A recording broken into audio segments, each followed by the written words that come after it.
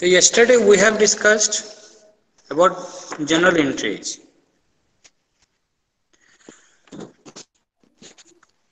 Today we, I will start a new chapter, that is unit I think 7 and 8, cash book, bank reconciliation statement. Today my target is to complete these topics, cash book and bank reconciliation statement. Before this, there are some journal entries which are related with banking transactions. Banking transaction से related भी कुछ general entry थे जो हम लोग कल miss किए थे, उसको हम लोग कर लेंगे, उसको हम लोग पहले कवर कर लेंगे, क्योंकि हम लोग को कैश बुक में उसका आपको यूज करना पड़ेगा कुछ बैंकिंग ट्रांजेक्शंस, और why this entries has been passed, why this account is being debited, why this account is credited, we should discuss it in details. Now some banking transactions, banking transactions में क्या क्या हो सकता है वो सोचिए. Suppose your business has deposited money और deposited cash into bank. The first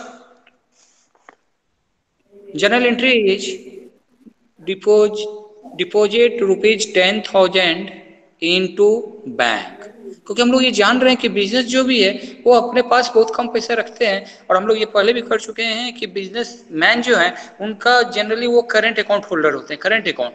तो पहले सेविंग अकाउंट और करेंट अकाउंट का एक बेसिक डिफरेंस में और एक डिस्कस कर देना चाह रहा हूँ कि saving account, we general people are having saving account, हम लोग पास वो सेविंग अकाउंट है. तो सेविंग अकाउंट और करंट अकाउंट में क्या है कि करंट अकाउंट के केस में, करंट अकाउंट में केस में आप जो है एक ही दिन में बहुत बार आप बैंक विजिट कर सकते हैं, कभी डिपॉजिट करने के लिए, कभी विड्रॉ करने के लिए. लेकिन सेविंग अकाउंट होल्डर को ये फैसिलिटी नहीं प्रोवाइड की जाए. सेविंग अकाउंट में आप इस तरह करेंगे तो आपको बैंक वाले बोलेंगे आपके पास एटीएम कार्ड है, गो टू द एटीएम, ठीक. लेकिन करंट अकाउंट को ये फैसिलिटी मिल रहा है कि वो एक ही दिन में, अभी 10,000 डिपॉजिट किया, फिर इट मे बी पॉसिबल है कोई कस्टमर को 50,000 पेमेंट करना है तो वो 50,000 वहां से विड्रॉ भी कर लेगा, ठीक. देखिए करंट अकाउंट होल्डर्स को ये फैसिलिटीज प्रोवाइड की जाती है कि एक दिन में भी वो बहुत सारे ट्रांजेक्शन कर सकते हैं, क्योंकि कोई बिजनेस ये नहीं चाहता है कि उसके पास वो हमेशा बहुत ज्यादा कैश वो अपने पास रखे, क्योंकि मतलब सेफ्टी पॉइंट ऑफ व्यू से it is better to deposit that amount into the bank account. तो वो हमेशा वो बैंक अकाउंट में डिपॉजिट करने की कोशिश करता है. तो हम लोग कुछ बैंकिंग ट्रांजेक्शन सर्च करेंगे कि उससे रिलेटेड क्या इफेक्ट हुआ. तो हम लोग कुछ बैंकिंग ट्रांजेक्शन हम लोग डिस्कस कर लेंगे, so that with the help of these transactions हम लोग जो है आपका कैश बुक और बैंक रिकॉन्सिलिएशन स्टेटमेंट में भी वो आपका हेल्प करेगा. For example, first opening current account with the bank or deposit cash into bank. So मैंने कल भी आपको बोला था कि while preparing journal entry you have to select two account. अभी मान लीजिए कि मैंने आपको जनरल एंट्री बोला deposit cash into bank, deposit cash into bank ₹10,000. तो इसमें you have to select two account, one is cash, another one is bank. तो कैश इज यदि हम लोग ट्रेडिशनल चले तो cash is a real account and bank is a personal account, artificial personal account. So we have to apply the rule of a real account and personal account. So the rule for real account is debit what comes in, credit what goes out. So here deposit cash into bank rupees 10,000. In this particular transaction 10,000 amount is going outside the business. If you deposit rupees 10,000 into bank तो आपके पास से वो 10,000 आपके पास से निकल के वो bank में चला जाएगा. तो cash is going outside the business. And bank account is a personal account, so the rule for personal account is debit the receiver, credit the giver. Here bank is the receiver, so bank account will be debited. So entry will be bank account debited to cash account, bank account debited to cash account, bank account debited and credit will be cash account. Okay, so this was the first entry related with bank. बहुत ही आसान है, आप ये हल्का concept है, और you can easily solve. Now next one is withdrew cash from bank. Withdrew cash from bank rupees 5,000. That means your business is withdrawing rupees 5,000 from bank.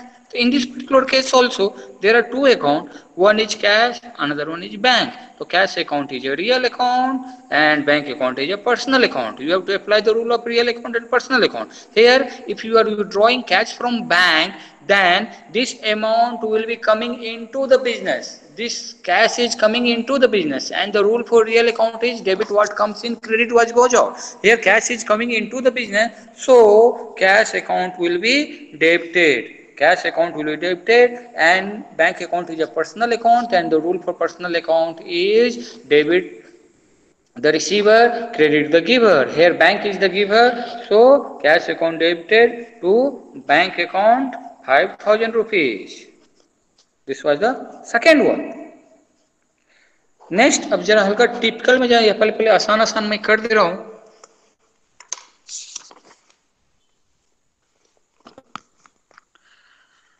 अब है at the bank is giving interest. मान लीजिए bank आपको interest provide कर रहा है. Generally current account में interest मिलता नहीं है, फिर तब भी यदि बैंक यदि आपको इंटरेस्ट दे रहा है कुछ अदर अकाउंट्स के लिए भी, आपके पास यदि सेविंग अकाउंट है, कुछ अकाउंट उसमें इंटरेस्ट दे रहा है, तो then suppose interest allowed or credited by bank, interest allowed or credited by bank rupees 500. Bank ने आपको 500 इंटरेस्ट दिया. So if you are receiving interest, if your bank business is receiving interest, then this interest is an income for the business. Then this interest is an income for the business. So interest is a nominal account. Interest is a nominal account, and the rule for nominal account is debit all expenses and losses, credit all incomes or gain. Here interest is an income, so interest will be credited. इससे तो पता चल गया interest will be credited. Next, अब यहाँ पे bank जो है डेबिट रिसीवर क्रेडिट की वो रूल हैं अप्लाई हो नहीं पा रहा है. नेक्स्ट, यदि हम लोग, इसीलिए मैं कल भी बोला था कि बहुत सारे इस तरह के ट्रांजेक्शन्स हैं जिसमें आप ट्रेडिशनल रूल नहीं अप्लाई कर पाएंगे. अब आते हैं इसको हम लोग यदि मॉडर्न रूल करें तो बैंक में यदि बैंक में जो भी अमाउंट है उसे हम लोग बोल सकते हैं कि cash and bank is a type of asset. उसे हम लोग यदि एसेट मानेंगे तो increase in assets will be debited. Suppose you have 10,000 or you have 1 lakh rupees in your bank account, and this is a type of asset for you. Cash at bank is an asset for you, and if the bank is giving you interest on that 1 lakh rupees and the amount is rupees 500, then your cash at bank will be increased by rupees 500. अब मान लीजिए आपका 1 लाख रुपया आपका bank account में था, 500 interest bank ने आपको दिया, तो आपका बैंक में टोटल अमाउंट हो गया 1,05,000. ठीक, तो your bank balance will be increase. तो increase in assets is always being debited, so bank account will be debited. तो bank account debited to interest account 500 rupees. Now next one is bank is providing you various types of facilities, ATM facilities, online payment facilities, checkbook, and various types of facilities are being provided by the bank. And for providing these facilities, banks are charging some amount from you. Bank जो है आपसे कुछ amount charge करते हैं. सो मान लीजिए आपको ATM facility provide किया कि आपको बार बार SMS आता है कि आप यदि कभी विड्रॉ करेंगे तब भी SMS आएगा, आप कभी डिपॉजिट करेंगे तब भी आपके पास SMS आएगा. तो ये SMS फैसिलिटी प्रोवाइड कर रहा है. These are not free of cost. Bank will charge certain amount from you. So suppose bank charges rupees 50. मैं एग्जांपल ले रहा हूँ कि बैंक जो है आपसे चार्ज किया कुछ amount and the amount is rupees 50. Bank जो है आपसे 50 रुपीज चार्ज किया.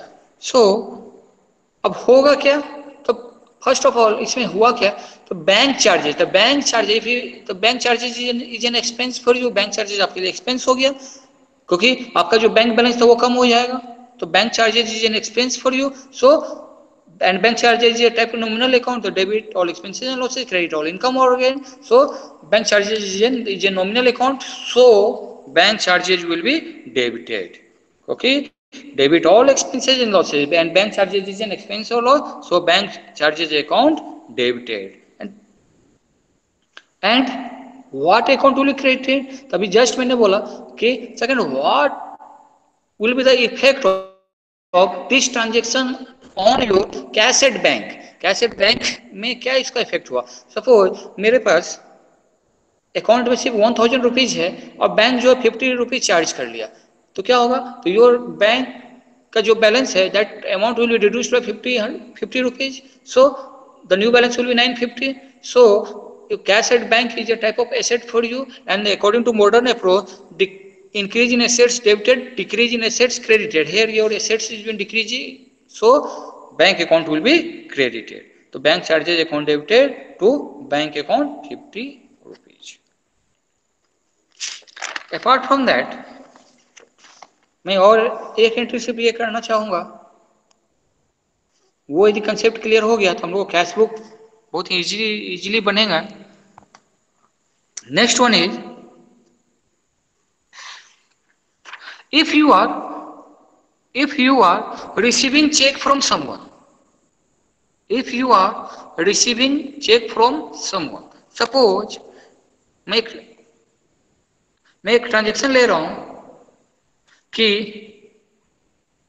received check from Mohan rupees 10,000, received check from Mohan rupees 10,000.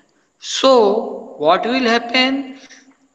This check, अच्छा चेक जो आप इजीली इनकैश कर सकते हैं, तो until and unless it is being deposited into bank, it is treated just like a cash.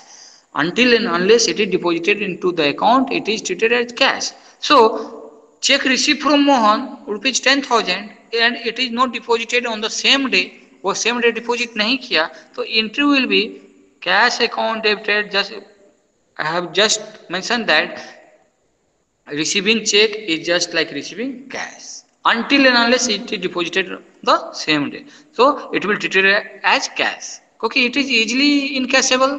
आपके पास check है तो आप उसको कभी भी कैश करा सकते हो, मैं इसीलिए इसको हम लोग कैश के रूप में ट्रीट कर रहे हैं. तो cash account debited to Mohan account and amount will be 10,000. So it might be possible that on May 10 this check has been received. So when at the time of receiving the check, the entry will be, just I have just given one example, received check from Mohan rupees 10,000 and the entry will be cash account debited to Mohan account, cash account debited to Mohan account. क्यों मैंने अभी just बोला कि check जो आपको मिला उसे हम लोग कैश के रूप में ट्रीट करेंगे unless and until it is being deposited into bank. अब है मई 10 को आपको एक चेक मिला from Mohan rupees 10,000, the entry will be cash account debited to Mohan account. Why? Here check is treated as cash and Mohan account is a personal account. Mohan is the giver, so Mohan account will be credited.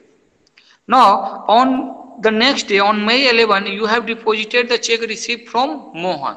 तो आपने इसे क्या कर चुके हैं? आप इसे cash के रूप में ट्रीट किए हैं, तो it will be, तो bank will be the receiver, तो bank account debited to cash account and the amount will be 10,000.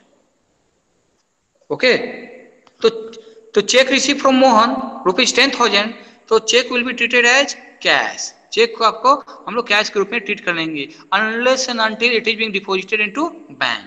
So I have mention two transaction. On May 10 check received from Mohan rupees 10,000, the entry will be cash account debited to Mohan account. And on May 11 this check has been deposited into bank, so the entry will be bank account debited to cash account. The entry will be bank account debited to cash account. Now this was the one transaction. Now next, what may happen that check received from someone and you are depositing that check into the bank on the same day. It might be possible that कि check received from Mohan या check received from anybody and deposited into the bank on the same day. then what entry will have to be pass? तो मैं एक फिर example दे रहा हूं, check receive from Shyam ₹10,000 and deposited into the bank on the same day. Check received from Siam ₹10,000 and deposited into the bank on the same day. So this will not increase your cash in hand. उसको हम लोग cash treat नहीं करेंगे, उसे सीधा हम लोग bank में जमा कर देंगे, and that will definitely increase your bank balance. So the direct entry will be bank account debited to Siam account. Bank account debited to Shyam account ₹10,000. तो यहाँ पे आपको एक चीज यहाँ पे कंसीडर करना होगा कि check received and deposited into the bank on the same day. तो आपका क्या होगा, चेक मिला मुझे, मैं उसे अपना बिजनेस में ना लाके सीधा मैं उसे अपने बैंक में जाकर डिपॉजिट कर लिया, तो that will increase your bank balance, that will increase your bank balance. तो then bank is a type of asset, increase in assets will always be debited, so bank account will be debited. So bank account debited to Siam account. फिर मैं उससे पहले आपको एक entry बोला था कि check receive from Mohan ₹10,000 and not deposited on the same day, और उसी दिन वो जमा नहीं किया, तो मैं उसके लिए क्या हो गया, here cheque is assumed to be just like cash.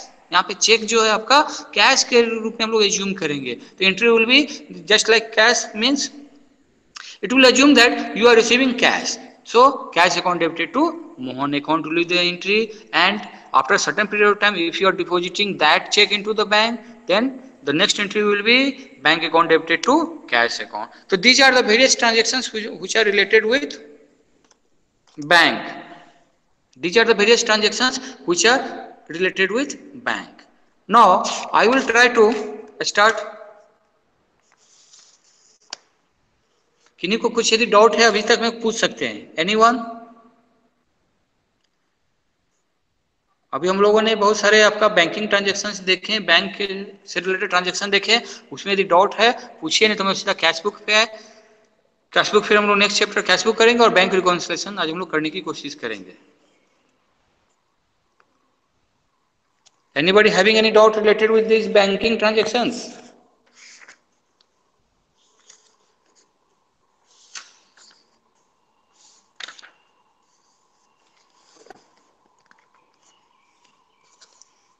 Anybody having any problem in banking transactions? Sir. Yeah. Sir, एक बार वो कंपाउंड जनरल एंट्री में थोड़ा डाउट था, फिर से बता देते ना. अच्छा ठीक है. अच्छा, कंपाउंड जनरल एंट्री, अभी तो हम लोगों ने जितने जनरल एंट्री देखे हैं मैक्सिमम जो एक डेबिट होता है एक क्रेडिट होता है. For example deposit cash into bank.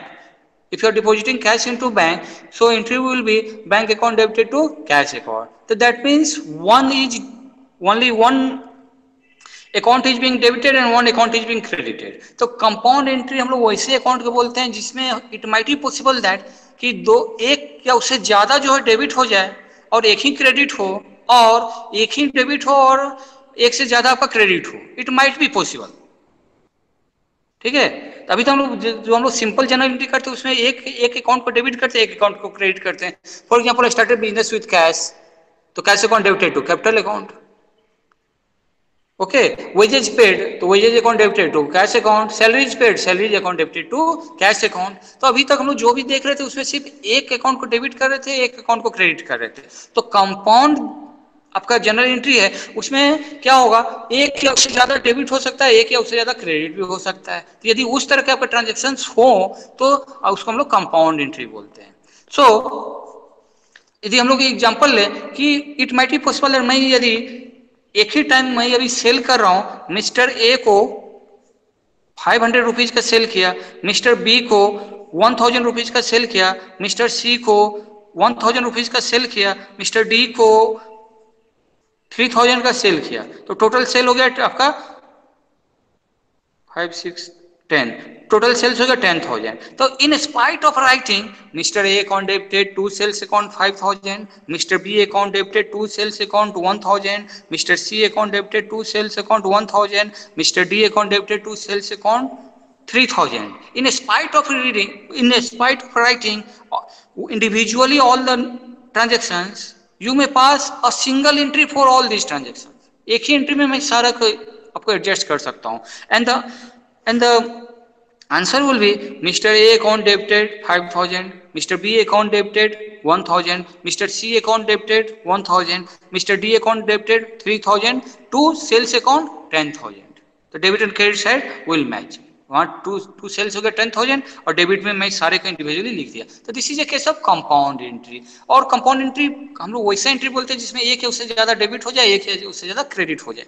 अब ये तो हो गया कि मैं सेल इसमें परचेज में भी हो सकता है, बहुत से परचेज किए होंगे तो एक ही एंट्री में मैं सारा परचेज आपको कर सकता हूँ। यदि सेम डे हो तो, क्योंकि जनरल एंट्री पास जो है जनरल एंट्री हम लोग पास करते हैं क्रोनोलॉजिकल ऑर्डर में, जिस दिन हुआ उस दिन वो एंट्री हम लोग पास करते हैं। मान एक दिन में इतने को सेल किया तो आप ऐसा कर सकते हैं। तो this is compound entry. Another example of compound entry is suppose mister Z is a debtor for you और mister Z has purchased goods worth rupees 10,000 from you। Mister Z ने आपसे 10,000 का गुड्स क्रेडिट में ले गया, उधार में ले गया है मिस्टर Z ने। एंड मिस्टर Z जो है को आपने एक ऑफर दिया कि mister Z if you are going to pay me within 15 days I will give you 1000 rupee discount or 10% discount। And mister Z agrees, mister Z agree हो गया, ठीक है मैं आपको विदिन 1 वीक आपको पेमेंट कर दे रहा हूं। तो आपको क्या होगा, यहाँ पे डिस्काउंट का भी बात आ गया। 10,000 रुपीज में बेचा तो अब क्या क्या होगा, mister Z is giving you 9,000 rupees because you are giving him 1,000 discount. तो अब क्या क्या हो गया, एक हो गया कैश, एक हो गया डिस्काउंट, एक हो गया मिस्टर जेड। तो यहां पे क्या हो गया, अब यू आर रिसीविंग कैश, तो what entry will pass, cash account debited 9,000 rupees, discount account debited 1,000 rupees to mister Z 10,000 rupees. So this is also an example of compound entry. ये भी कंपाउंड एंट्री का example है। तो जहां पे भी एक या ज्यादा डेबिट हो जाए, एक या ज्यादा क्रेडिट हो जाए, तो आपका कंपाउंड एंट्री हो सकता है। तो मैं अभी जो भी बोल रहा हूँ सारा तो डेबिट ही हो रहा है, सब एक या ज्यादा डेबिट हो रहा है, डेबिट हो रहा है, आप बोलने के सिर्फ डेबिट हो जा रहा है। तो हम लोग नेक्स्ट एग्जाम्पल ले रहे हैं, यहाँ पे क्रेडिट भी आपका एक से ज्यादा हो जाएगा। For example, if you have purchased goods from Mr. E, if you have purchased goods from Mr. E, आपने मिस्टर ई से गुड्स खरीदा 5,000 रुपीज में, एंड मिस्टर ई जो है वो बोल रहे कि आपको मैं 500 रुपीज का डिस्काउंट दे दूंगा। Mister E has said you that he will give you a discount of 500 rupees, वो बोला कि आपको 500 का डिस्काउंट देंगे। अब क्या होगा, फिर वही हो गया कैश अकाउंट, डिस्काउंट अकाउंट और mister E. Here Mr. E जो है is the receiver, so Mr. E account will be debited. तो Mr. E account debited 5,000 rupees to cash account. Here you are paying cash, so cash you are paying cash worth rupee 4,500. So 4,500 will be credited to here. Discount is an income for you because you have to pay 500 amount less, because you have to pay 500 amount less. So it is discount received, and discount received is an income for you, is benefit for you, so discount will be credited. So here in this particular case two account is being credited. तो compound entry वैसा entry है जिसमें एक से ज्यादा debit हो या एक से ज्यादा क्रेडिट हो, उस वो कभी वो ट्रांजेक्शन होगा तो उसे हम लोग कंपाउंड एंट्री बोलते हैं। जनरली हम लोग जितने बेसिक एंट्री पास करते हैं वो सिंपल 1 होता है, cash to capital, bank to cash, etcetera etcetera.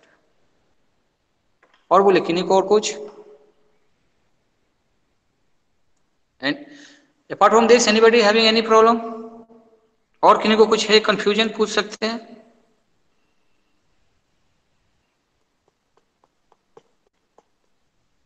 किन्हीं को कुछ भी प्रॉब्लम हो पूछ सकते हैं, you are free to ask. नहीं तो फिर हम लोग कैश बुक और बैंक रिकॉन्सिलेशन आज इतना हम लोग को कंप्लीट करना है।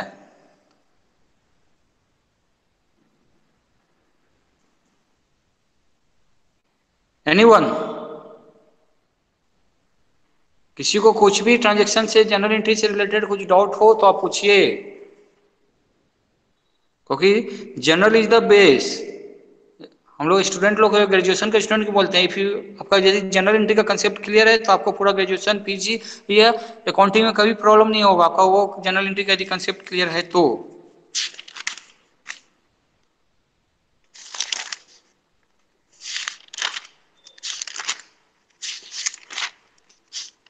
तो आगे बढ़े फिर।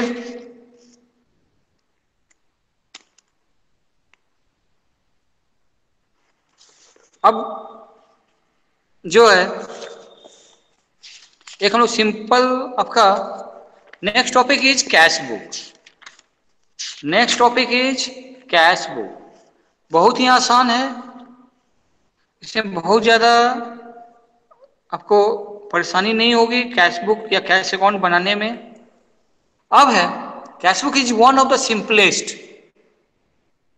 तो first of all what is cash book, तो बोल रहा है, इसका डिफिनेशन बोलता है cash book is used for recording receipts and payments of money.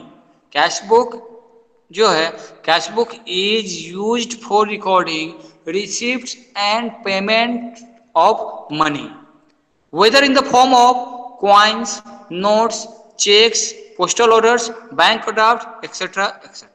तो cash book is used for recording receipts and payment of cash. हम लोग सिंपल यदि बोलेंगे व्हाट इज कैश बुक, तो cash book is used for recording received and payment of cash. Cash book is used for recording received and payment of cash. बहुत ही आसान है, इसमें कोई प्रॉब्लम नहीं होनी चाहिए। मैं आपके जो स्टडी मटेरियल है उसका एक दो एग्जांपल भी आपको मैं समझाने की कोशिश करूंगा। जिनके पास यदि है उसका यूनिट 7 निकालेंगे, यूनिट 7 में उनका कैश बुक है, मैं इसका प्रैक्टिकल आपको समझाने की कोशिश करूंगा। अब है पहले तो क्या definition, cash book is used for recording receipt and payment of cash. Simple definition बोला जाए तो यदि आपका लेजर का यदि आपका फॉर्मेट है तो ये भी जस्ट लाइक लेजर के इसमें फॉर्मेट होता है। Format will be date particulars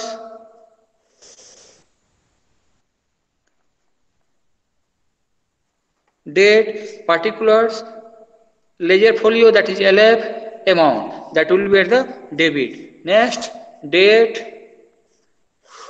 particulars LF amount at the credit। यदि आपको बोला जाए तो पता नहीं, मेरा तो आपको मैं बना रहा हूं लेकिन आपको तो इट इज नॉट पॉसिबल कि आपको दिखाया जा सके। ठीक है, आप देखेंगे उसका फॉर्मेट बहुत ही आसान है। तो कैश अकाउंट का जो हम लोग फॉर्मेट है उसका डेबिट एंड क्रेडिट सेट कर लेंगे। कोई सिंपल यदि किसी के पास हो बुक अपना वो देख सकते हैं, मैं इसी को आपको समझा दूंगा। बहुत ही आसान टॉपिक है ये। तो कैश बुक जो है वो कैश बुक जो है उसका 3 टाइप्स आर देयर, सिंपल और single column cash book, cash 2 और double column cash book, next one is 3 column cash book. तो कैश बुक का single column, double column and 3 column cash book are there. So first हम लोग कह रहे single column cash book. Single column cash book, तो single column cash book में सिर्फ वो कैश अकाउंट, सिंपल जो कैश अकाउंट बनता है वो हो गया, वो date particulars ledger folio amount, date particulars ledger folio amount, and at the debit side you have to write all the receipts of cash. Cash मिला that will be recorded at the debit side, and if you are paying cash that will be recorded at the credit side. बस इसमें यही है और कुछ नहीं है। तो सिंगल कॉलम कैश बुक और सिंपल कैश बुक में सिर्फ कैश का आपका रिकॉर्ड किया जा रहा है। At the debit side received and at the credit side payment, debit side received, credit side payment. तो आपको पता चल गया ये ट्रांजेक्शन से मुझे कैश मिला that will be recorded at the debit side, ये ट्रांजेक्शन से मुझे पेमेंट करना है तो that will be recorded at the credit side. इसमें कुछ कोई परेशानी नहीं है, आप इसे इजीली कर सकते हैं। सो मैं यूनिट 7 आपके यदि बुक हो तो आप अपना देखेंगे, मैं उसका 2-3 एग्जाम्पल आपको समझाने की कोशिश करूंगा। बहुत ही आसान टॉपिक है यूनिट 7 कैश बुक। तो मैंने अभी जस्ट बोला कि सिंगल कॉलम कैश बुक और सिंपल कैश बुक, 2 और डबल कॉलम कैश बुक, 3 और triple column cash book are the different types of cash book. तो हम लोग सिंगल कॉलम कैश बुक करेंगे, उसका हम लोग फॉर्मेट देख लेंगे। Format is date particulars ledger folio amount, date particulars ledger folio amount at the debit and credit side. बहुत ही आसान है। तो अभी जस्ट बोला गया at the debit side you have to record all the receipts and at the credit side you have to record all the payments. जो भी पैसा आया है you have to record at the debit side, जो भी आपने payment किया that will recorded at the credit side. कुछ नहीं है, बहुत ही आसान है, इसीलिए इसमें यदि ये सब क्वेश्चन आए तो ये बहुत ही आसान टॉपिक है। तो आपका बुक का में इलस्ट्रेशन 1 हर एक का आपका ये simple cash book, double column और ट्रिपल कॉलम सबका एक एक एग्जांपल आपका मैं, यदि आपका है या आपके पास ऑनलाइन अवेलेबल है तो आप देख सकते हैं। तो आपका इलस्ट्रेशन 1 जो है उसको मैं एक्सप्लेन कर देना चाहूंगा, और जिनको नहीं भी है वो सिर्फ सुन के भी समझ सकते हैं कि इसका रिकॉर्डिंग कहाँ पे होगा। नाउ ये 1987 का आपका एग्जांपल दिया हुआ है। July 1 Naveen started business with a capital of 25,000। What will be the effect? तो कैश बुक में आपको जस्ट बोला गया कि at the debit side you have to record the receipts and at the credit side you have to record the payments. So अब यहां पे देखना होगा कि बिजनेस से पैसा आया कि बिजनेस से पैसा जा रहा है। तो बिजनेस से में पैसा आएगा तो डेबिट में रिकॉर्ड होगा, बिजनेस से पैसा जाएगा तो that will recorded at the credit side. बस इसमें यही आपको ध्यान देने की आवश्यकता है। तो Naveen started business with a capital of 25,000। Naveen ने 25,000 रुपीज से उसने अपना बिजनेस स्टार्ट किया, तो बिजनेस में तो पैसा आया। ये तो इजी वे में आप अंडरस्टैंड कर सकते हैं कि ये बिजनेस में पेमेंट आया, बिजनेस में पैसा आया।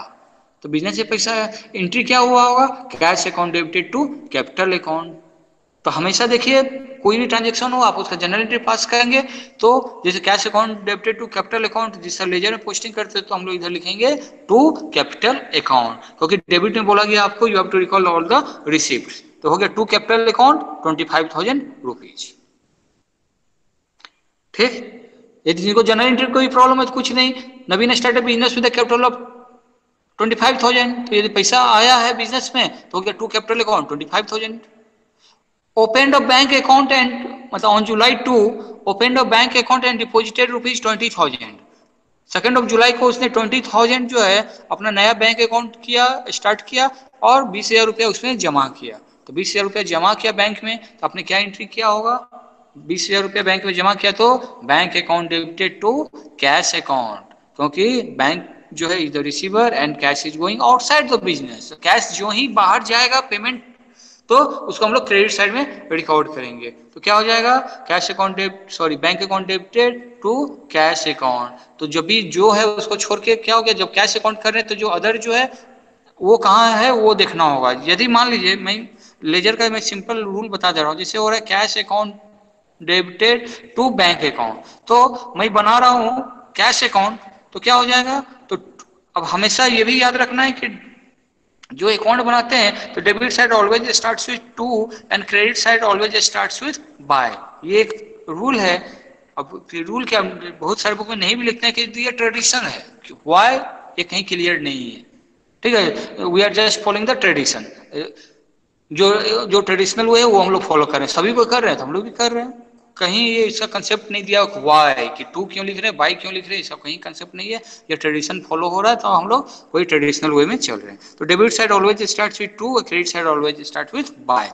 तो इफ यू आर, हमेशा क्या होता है अपने में अपना नाम नहीं लिख के आपका दूसरे का नाम लिखना होगा। तो कैश अकाउंट में हमेशा बैंक लिखना, कैश अकाउंट में हमेशा क्या दूसरा क्या है यहाँ पे, जैसे मैंने बोला cash account debited to bank account, तो टू बैंक, तो टू आपको कहाँ है पता चल जाएगा, तो हो गया टू बैंक। और ऊपर जिसमें कुछ नहीं लिखा हुआ है, जैसे मैं नेक्स्ट एग्जांपल ले रहा हूँ कि फर्नीचर परचेज फॉर ₹10,000, तो हो गया furniture account debited to cash account. तो कैश अकाउंट में क्या रिकॉर्ड होगा?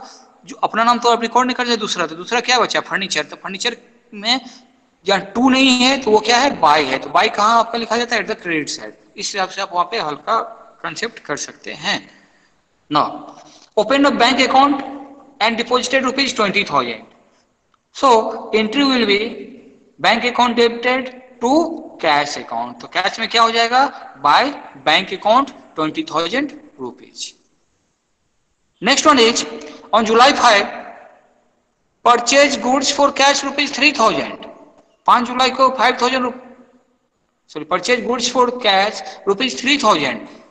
On July 5th you have purchased goods ₹4,3000 हुआ क्या होगा इससे ट्रांजेक्शन का इफेक्ट कि आपका 3000 आपके यहाँ से पैसा गया होगा। तो क्या क्या जनरल एंट्री हो जाएगा, purchase account debited to cash account, तो you have to write by purchase account.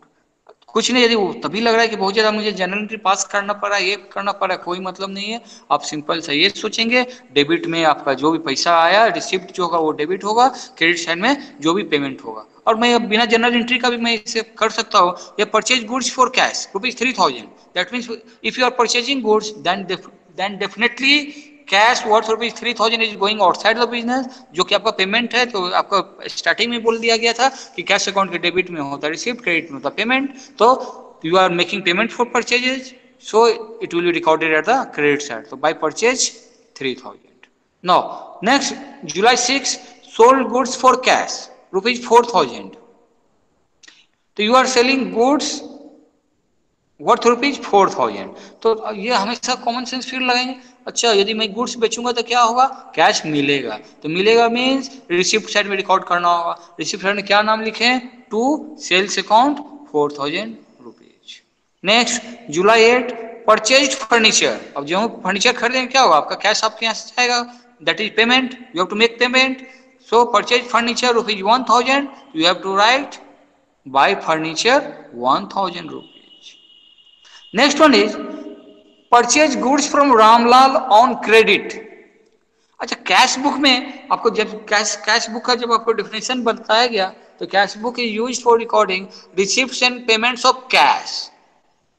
तो वो पैसा का रिसिप्ट एंड पेमेंट जो भी उसको उसमें हम लोग शो करते हैं। Receipt will be recorded at the debit side, payment will be recorded at the credit side. But in this particular transaction purchase goods from Ramlal on credit, आपने रामलाल से क्रेडिट में उधार में 2500 का गुड्स लाया, तो उधार में तो कैश बुक में रिकॉर्ड ही नहीं होगा, ठीक, क्योंकि ये तो cash book is used for recording received and payment of cash. तो यहाँ पे तो कोई ना रिसीप्ट हो रहा है ना पेमेंट हो रहा है, ये तो आपका you are purchasing goods on credit from mister Ramlal, so this transaction will not be recorded in cash book because cash book is used for recording receipt and payment of cash. Cash book is used for recording receipt and payment of cash, so it will not be recorded here. ये cash book में इसका record हम लोग नहीं करेंगे। Next है sold goods to Chhotelal on credit. Here you are selling goods to Mr. Chhotelal on credit ₹3000. This transaction will also not be recorded here. इसको भी लोग कैश बुक में रिकॉर्ड नहीं करेंगे, क्योंकि आपने मिस्टर छोटेलाल को गुड्स बेचा है क्रेडिट में 3000 का, लेकिन आपको पेमेंट नहीं हुआ, उधार में बेचा है, जब मिलेगा तब रिकॉर्ड करेंगे। So this transaction will also not be recorded here, इसको भी लोग यहाँ पे रिकॉर्ड नहीं करेंगे। नेक्स्ट है sold goods for cash. Yes, sold goods for cash, आपने गुड्स बेचा कैश के लिए and the amount is 1000.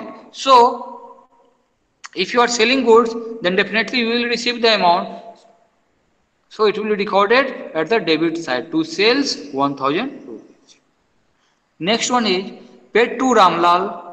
If you are paying to Ramlal 2500, then it will be recorded at the credit side, that is 2500. Next, receipt from Chotelal 2000. आपने पहले भी उसे देखा होगा कि sold goods to Chhotelal on credit, वो हो चुका था। तो रिसीव फ्रॉम छोटेलाल, अब छोटेलाल को पेमेंट कर रहा है 2000 रुपीज, तो that will recorded at the debit side. तो to Chhotelal 2000 rupees at the debit side, because debit side will record receipt and credit side will record payment. तो यहाँ पे छोटेलाल को पेमेंट कर रहा है, आपको पेमेंट कर रहा है, सो you are receiving money, so it will be recorded at the debit side. Now next one is withdrawn cash from bank 3000 rupees. You are withdrawing 3000 from bank. So आपके यदि बैंक से विड्रॉ कर रहे हैं तो आपके बिजनेस में fund तो आ रहा है, पैसा तो आ रहा है। यदि पैसा आना will be recorded at the debit side, पैसा जाना will be recorded at the credit side. तो पैसा तो यहाँ पे आ रहा है, so entry will be to bank account 3000 rupees. Next, paid electricity bill 50. You are paying, so it will be recorded at the credit side, because all the payments are required to be made at the credit side. So paid electricity bill 50, so it will be recorded at the credit side. Next, paid rent to the landlord. आप अपना landlord को rent पे कर रहे हैं, सो it will be recorded at the credit side by rent.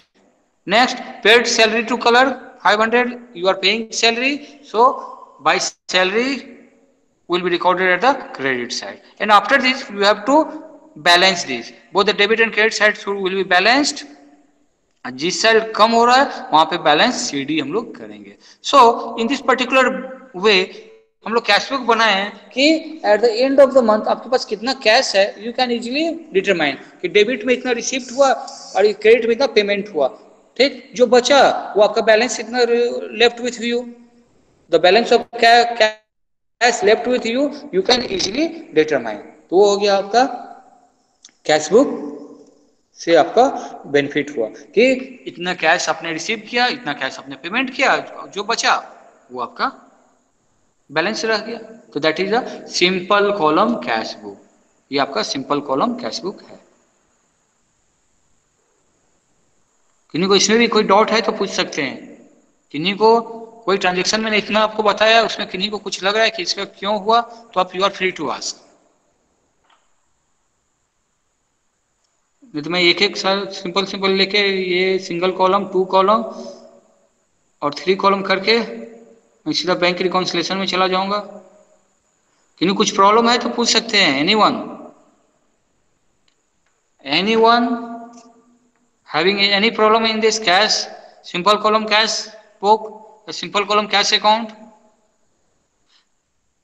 तो कभी भी क्वेश्चन हो कि simple column cash account, simple column या सिंगल कॉलम कैश अकाउंट या cash book is prepared with only cash. Simple column cash account जो है वो सिंपल कैश से रिलेटेड है, उसका कैश कहीं इसमें सिर्फ हम लोग रिकॉर्ड करते हैं. Now next one is double column cash account या डबल कॉलम कैश बुक. तो double column cash book consist of cash as well as discount, cash as well as discount, and the rule will be the same.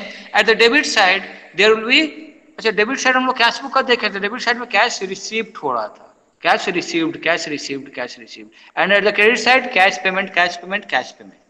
Okay, so in double column cash book there will be one more column and that will be of discount. तो हमेशा at the debit side there will be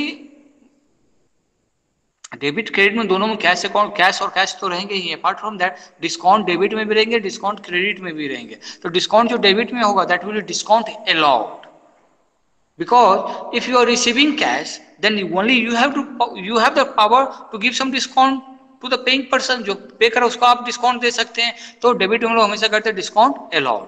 and at the credit side the discount will B discount received, because at the time of making payment you have no authority, at the time of making payment you have no authority to give discount, but the other party have got the authority to give you discount, so that will be discount received.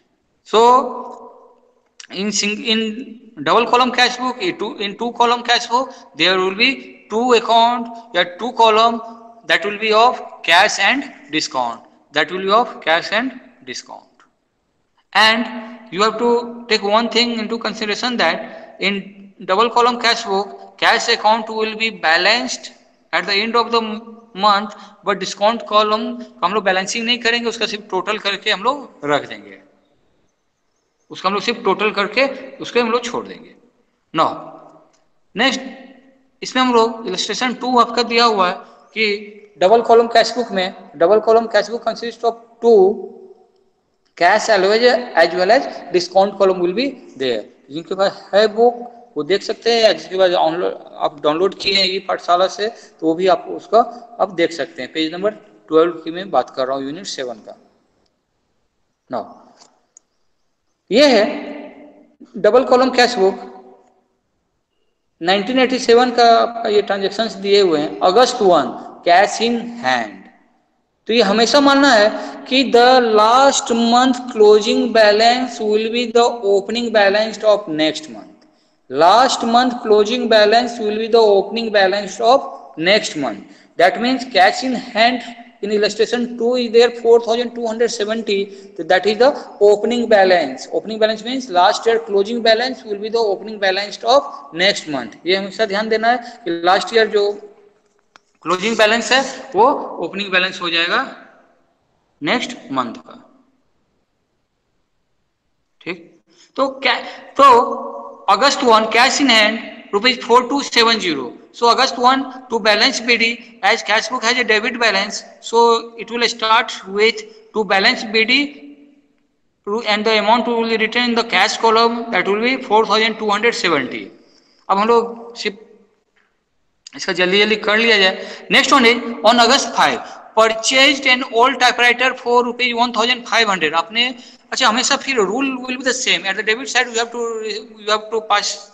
you have to record receipt and at the credit side you have to record payment. अब सिर्फ पैसा आना पैसा जाना वो ध्यान दीजिए कि पैसा आ रहा है that will be recorded at the debit side, पैसा जा रहा है means कैश जा रहा है that will be recorded at the credit side. तो you are in this transaction you are purchasing an old typewriter for ₹1500. आपने old typewriter खरीद रहे हैं 1500 में, तो डेफिनेटली आपका यहाँ पे पेमेंट हो रहा है, तो कैश आपके बिजनेस से जा रहा है ₹1500. So that will be recorded at the credit side. तो बाय ओल्ड टाइपराइटर या by typewriter account 1500 will be recorded at the credit side. Next will be on August 7 received cash from Singh and Company. You are receiving cash here. जो ही आपको लगा कि receive, अब मेरा mind में तुरंत आना चाहिए अच्छा receive, that means it should be recorded at the debit side, क्योंकि जो भी कैश रिसीव होता है that will be recorded at the debit side, जो भी कैश पेमेंट होता है that will be recorded at the credit side. So received cash from Singh and Company ₹1980 and allowed discount of ₹20. That means here you are allowing discount, you are giving discount. So it will be recorded at the debit side because you are receiving cash. So you have to write in the cash account to Singh and Company. In the cash column you have to write 1980 and in the discount column you have to write ₹20. And in the discount column you have to record ₹20. Next, August 10 cash sales ₹5500. 10th अगस्त को cash sales हुआ 5500 का, cash sales हुआ. तो here cash sales does not mean you are selling cash. Cash sale मतलब cash बेच के क्या cash, ठीक है. तो इसको हम लोग यहाँ पे एज्यूम करेंगे कि here cash sales means goods sold for cash. Here you are selling goods, तो कैश सेल्स ₹5500.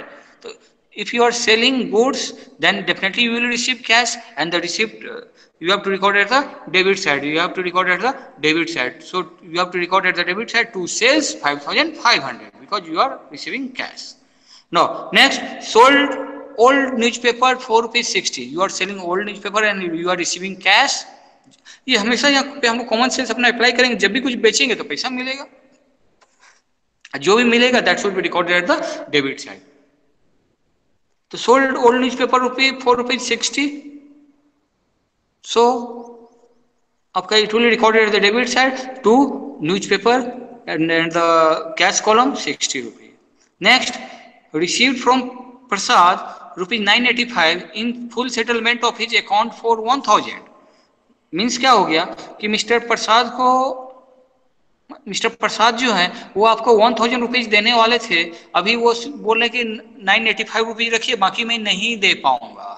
ठीक है, पूरा सेटलमेंट आप बोले ठीक है 985 दे दो, चलो बाकी पैसे छोड़ दो. तो यहाँ छोड़ देना means you are giving him discount. जब भी फुल सेटलमेंट का वर्ड आएगा कभी भी कोई भी ट्रांजेक्शन में, तो फुल सेटलमेंट मीन्स डिस्काउंट. कि अपने कंपनी में उसे किसी से आपको 1000 रुपीज लेना है, आपने बोला ठीक है 985 ही दे दो, चलो जो है वही दे दो, बाकी छोड़ो. बाकी छोड़ो means you are allowing him discount. So here you are receiving 985 from mister Prasad. So in cash column you have to write 985 and in the discount column you have to write 15 rupees at the debit side. Next, purchase goods worth ₹2000 from Sanjeev Brothers at a trade discount of 10% and paid cash. Here you are purchasing goods from Mr.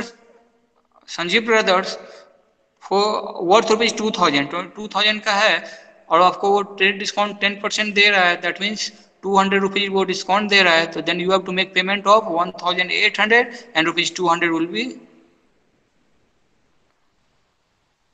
Purchase goods for rupees 2000 from Sanjeev and brothers.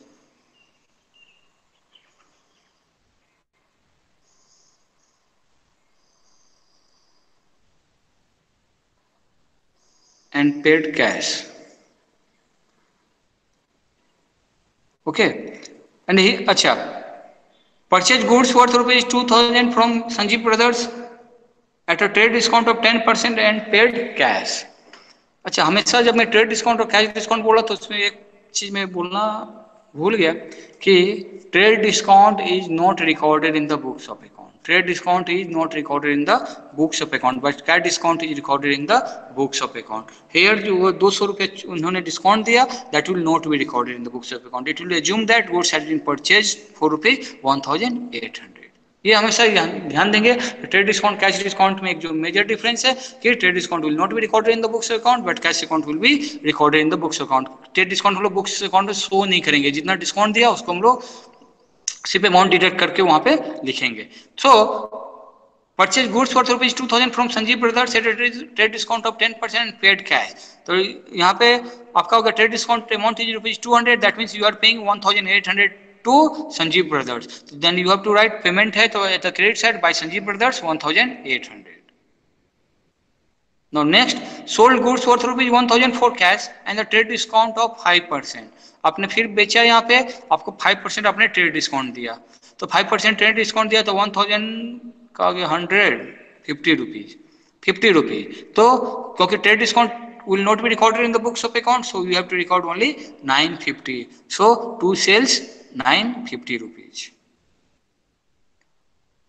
Next is settle the account of Tiwari of rupees 500 by paying the necessary amount after deducting a discount of 3%. आपने mister Tiwari को payment किया, वो 3% आपको discount दे रहा है, तो 3% discount of 500 will be 15 rupees. So by Tiwari cash will be 485 and discount will be 15 rupees. Next, paid rent rupees 500.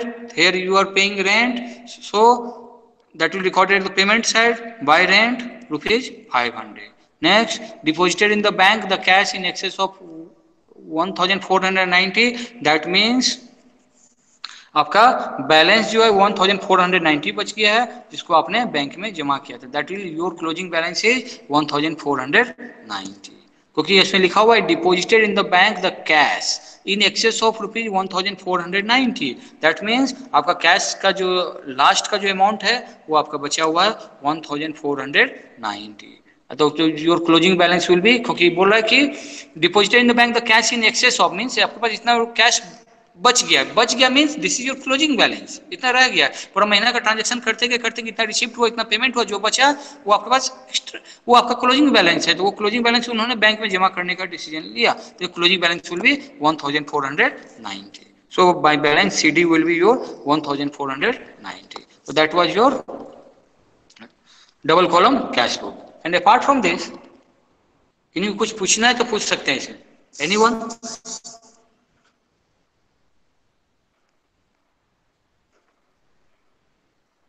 Anyone? इन्हीं कोई क्वेश्चन है? मैं तुम लोग 3 कॉलम कैश बुक करेंगे, फिर बैंक रिकॉन्सिलेशन करेंगे.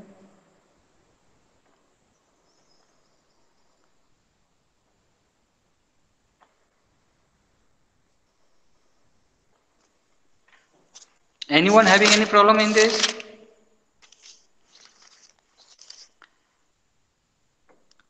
जितना बोला गया उसमें किन्हीं को कुछ प्रॉब्लम है? नो.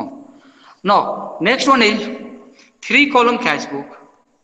3 कॉलम कैश बुक हम लोगों ने देखा सिंपल कॉलम कैश बुक या single column cash book, that will record only cash. Double column cash book, cash as well as discount. Next one is 3 column cash book, that will record cash, bank as well as discount. That means both at the debit and credit side we have to record cash, bank and discount. At the credit side also cash, bank and discount. So इसमें सिर्फ एक, बाकी सारा तो same होगा, सिर्फ एक है कॉन्ट्रा एंट्री का कंसेप्ट क्लियर होना चाहिए. तो contra entry, what is Contra entry? तो बोल रहा है कि the word Contra means the other side, the word Contra means the other side if the double entry of a transaction is complete in cash book itself.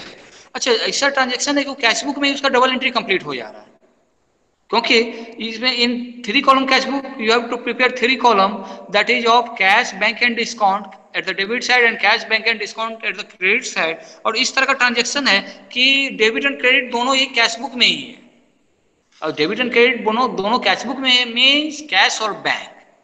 तो cash account debited to bank account और bank account debited to cash account, इस तरह का जो भी general entry होगा, इस तरह का जो भी ट्रांजेक्शन होगा, that will be called Contra entry. तो if the double entry of a transaction is complete in the cash book itself, such an entry is called contra entry। मतलब कैश बुक का जो डबल एंट्री है वो cash book में ही, मतलब double entry कोई transaction का कंप्लीट हो जा रहा है वो कैश बुक में ही, तो उसे हम लोग कॉन्ट्रा एंट्री बोलते हैं। मतलब Contra entry means all those transaction which affects cash and bank at the same time. मतलब कैश और बैंक को एक ही समय में यदि कोई ट्रांजेक्शन इफेक्ट करता है तो उसे हम लोग बोलते हैं कॉन्ट्रा एंट्री। तो there are basically 2 contra entry transactions। One is when cash is deposited into bank, when cash is deposited into bank, and the entry will be bank account debited to cash account। तो अब सोचिए Contra entry से क्यों बोला गया, क्योंकि आपका यहाँ पे कैश भी है और बैंक भी है। तो that means you have to record, therefore we have to record both cash and bank in the same cash book। Therefore we have to record cash and bank in the same cash book। मतलब debit में भी record करेंगे, credit में भी record करेंगे, उसे हम लोग कॉन्ट्रा एंट्री कहते हैं। नेक्स्ट ये हो गया when cash is deposited into the bank, so when cash is deposited into the bank, so bank account debited to cash account. Next one will be when cash is withdrawn from the bank, the entry will be cash account debited to bank account, cash account debited to bank account। so ये transaction है जो कि cash और bank दोनों आपका जो है, एक में या तो डेबिट में कैश आएगा या तो क्रेडिट में कैश आएगा, डेबिट में बैंक आएगा, क्रेडिट में आएगा, दोनों मतलब आपका। अब सोचिए ये दोनों ट्रांजेक्शन हुआ when cash is deposited into bank, entry is bank account debited to cash account, और वो आपका बोथ डेबिट एंड क्रेडिट दोनों में आपका साइड में दिया हुआ है कि आपका cash column, cash 3 column cash book बनाए थे। At the debit side also cash bank and discount is there, at the credit side also cash bank and discount is there, so it will recorded at both the side. तो वैसा transaction जिसका entry हम लोग दोनों side of cash book करेंगे उसे हम लोग कॉन्ट्रा एंट्री कहते हैं, उन्हें हम लोग कॉन्ट्रा एंट्री कहते हैं।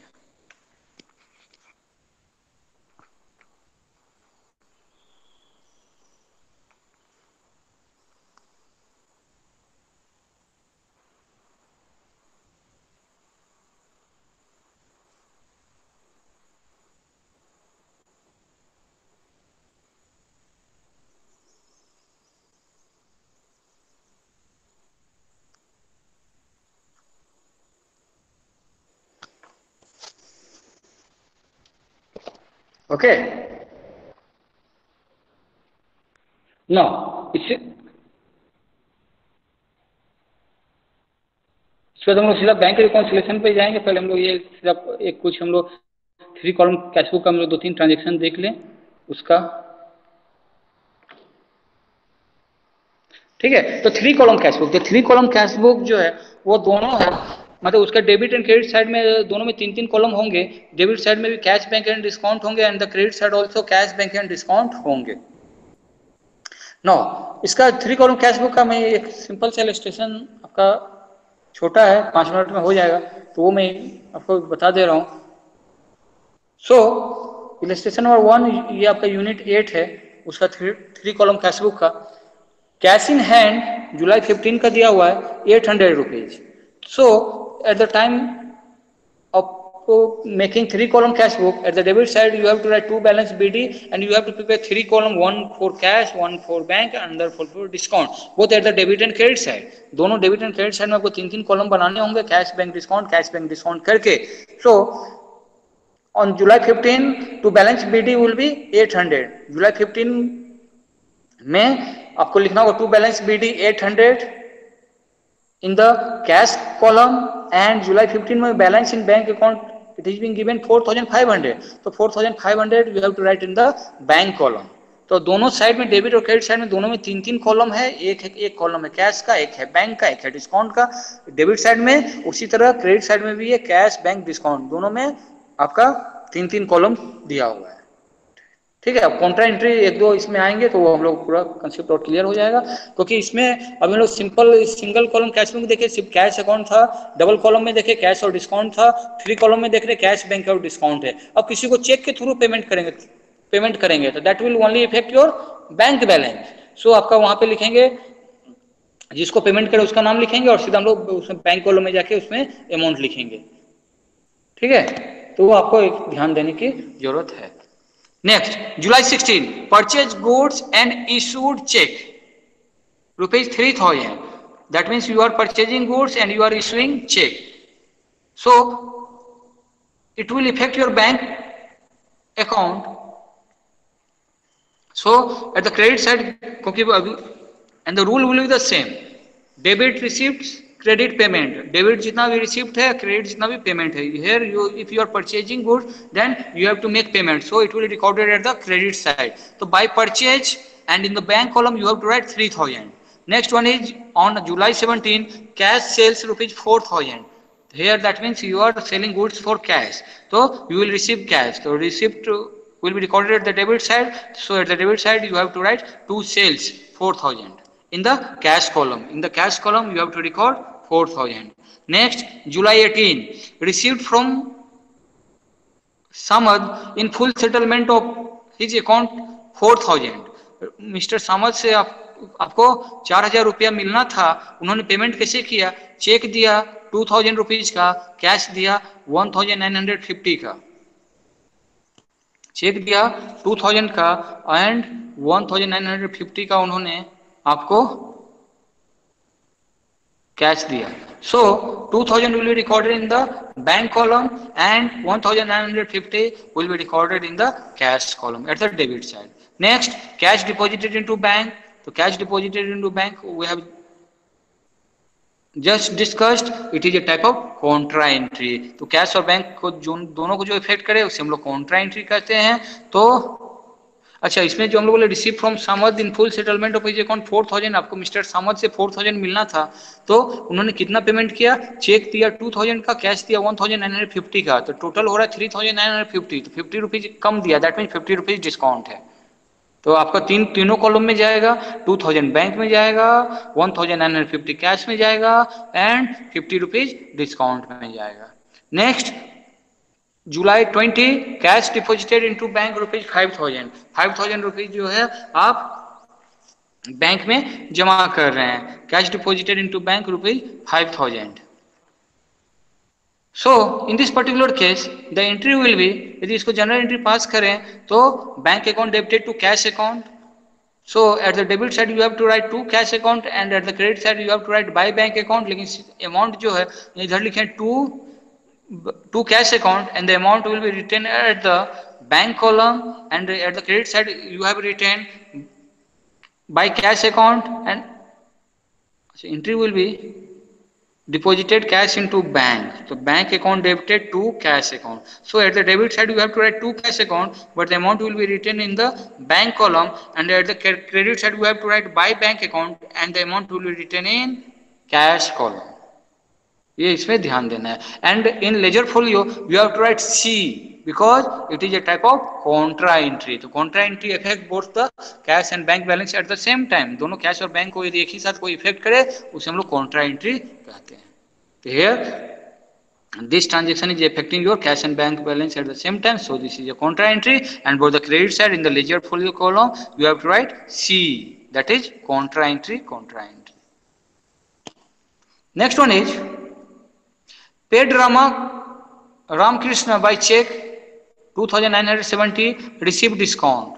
So this is a type of payment and this is a payment through bank, so you have to write at the credit side because you are making payment by Ramakrishna in the bank column 2970 and in the discount column you have to write 30. Next, received from Bose 1680, discount allowed 20. So at the debit side you have to write to Bose account and In the cash column, where you have to write 1680, and at the discount column you have to write 20. Next, cash withdrawn for office purpose. Here you are withdrawing cash. जब भी वो word लिखा रहेगा cash withdrawn, that means you are withdrawing cash from bank.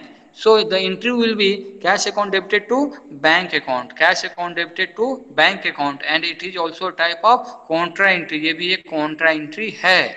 So at the debit side you have to write to bank account, but the amount will be written in the cash column, and at the credit side you have to write by cash account, and the amount will be written in the bank column, and in between ledger folio you have to write C, that is contra entry. Next one is paid Mahanta in cash 3000, discount allowed by him 40. Here you are paying cash, so at the credit side you have to write by Mahanta 3000, and in cash column and it is discount column, that is 40 rupees.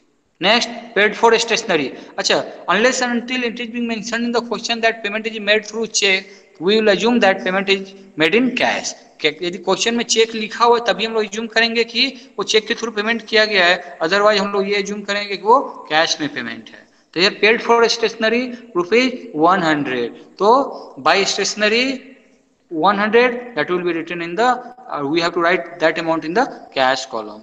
Next, deposited cash into bank. Here you are depositing cash into bank, so the entry will be bank account debited to cash account. Deposited cash into bank, तो bank account debited to cash account. This is also a type of contra entry. ये भी एक contra entry है, तो entry will be bank account debited to cash account. So at the debit side you have to write cash account to cash account, and in the amount you have to write in the bank column. At the credit side you have to write by bank account, and the amount will be written in cash column. Now next and the last, cash withdrawn from bank for personal use of proprietor.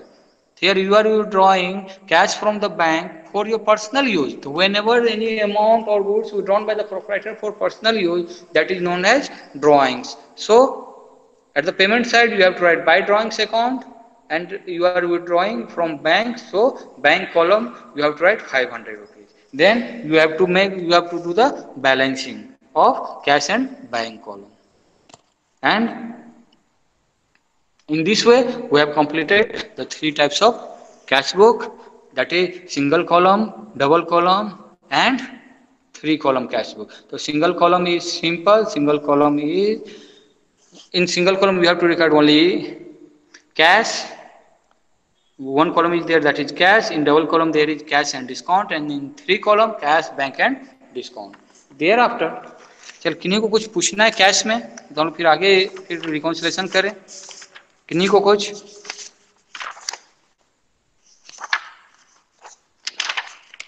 Anybody?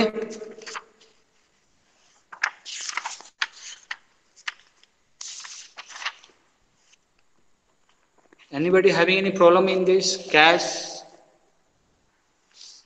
related transactions, cash book? Now, next is bank reconciliation statement. Bank reconciliation statement बोल रहा है. पहले इससे पहले हम लोग कुछ इसका देखें कि क्यों इसकी जरूरत पड़ी. पहले ये हम लोग जान ले कि द कैश बुक, जैसे अभी हम लोग ने कैश बुक बनाया, इसीलिए पहले हम लोग कैश बुक किए, उसके बाद बैंक रिकॉन्सिलिएशन स्टेटमेंट हम लोग बनाएंगे. तो कैश बुक जो है, it is prepared by the business, या it is prepare for the business by the businessman, या उसका जो अकाउंटेंट है वो इसे प्रिपेयर कर रहे हैं. ठीक. And passbook is maintained by the bank. You have no authority to make entry in the passbook. आप पासबुक में कभी खुद से एंट्री नहीं कर सकते हैं. ठीक है. तो कैश बुक में मैं एंट्री कर सकता हूं, मेरे अकाउंटेंट एंट्री कर सकते हैं, लेकिन पासबुक में जो है वो एंट्री जो है वो सिर्फ बैंक करेंगे. अभी हम लोग ने देखा three column cash book. Three column cash book में आपका बैंक का भी कॉलम था, तो बैंक का कॉलम था, तो पासबुक और ये जो आपका कैश बुक जो है, कैश बुक जो बैंक कॉलम है, दैट शुड डेफिनेटली मैच. उसे मैच होना चाहिए, क्योंकि जो भी आपका रिसिप्ट है आप इधर बैंक कॉलम में रिसिप्ट में दिखाएं, उधर बैंक में डिपॉजिट कर दिए, तो उधर बैंक में भी हो गया, तो बैंक में भी वो आपका अकाउंट पे डिपॉजिट हो गया, तो आपका bank column of cash book and the passbook should be matched.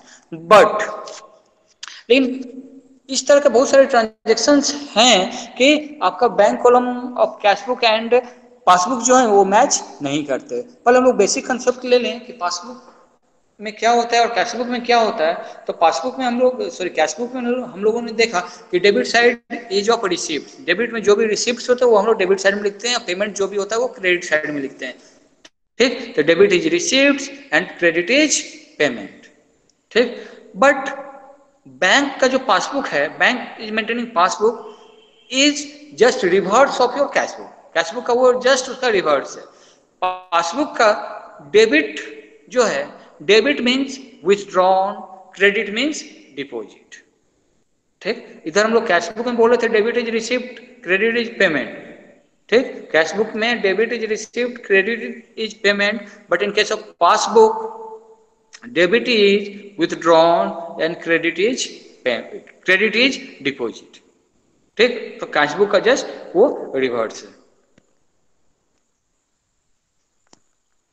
ठीक है, तो अभी जस्ट बोला गया कि balance as per cash book and balance as per passbook should match, वो मैच होना चाहिए। तो बिफोर स्टार्टिंग दिस और एक दो जो इसका फंडामेंटल रूल्स है कि जो भी चेक है उसका लाइफ 3 मंथ्स है। मैंने आज किसी को चेक दिया, it is not necessary that he should go to the bank today और tomorrow itself to deposit this cheque और to encash this cheque. It is not necessary. Within 3 months, he can go to the bank and encash this check or deposit this check. उनके पास 3 महीने का समय है। ठीक, तो अभी हम लोगों ने क्या देखा कि the balance as per cash book and the balance as per passbook should match, दोनों को मैच होना चाहिए। लेकिन देयर आर वेरियस ट्रांजेक्शन, बहुत सारे इस तरह के ट्रांजेक्शन होंगे जिसकी बदौलत ये balance as per cash book and balance as per passbook, जो कैश बुक का जो बैंक कॉलम है और जो पासबुक है वो मैच नहीं होगा। तो वन बाय वन हम लोग इसका हम लोग बहुत क्या क्या रीजंस हो सकते हैं कि इसका balance as per cash book का balance as per passbook match नहीं करेगा, उसको हम लोग वन बाय वन देखेंगे। तो पहले what is bank reconciliation statement वो हम लोग डिफाइन कर लें, उसके बाद फिर हम लोग इस पे आएंगे। तो बोल रहा है कि bank reconciliation statement is prepared with a view to find out the causes responsible for the difference between the balances of cash book and passbook. क्या बोला गया? Bank reconciliation statement is prepared, that means bank reconciliation statement हम लोग बनाते हैं with a view, ये सोचते हुए, इसको ध्यान में रखते हुए, to find out the causes responsible for the difference between the balances of cash book and passbook, कि क्यों जो है कैश बुक और पासबुक का बैलेंस मैच नहीं हो रहा है, and to reconcile their balance, उनको हम लोग मैच करने की कोशिश करेंगे।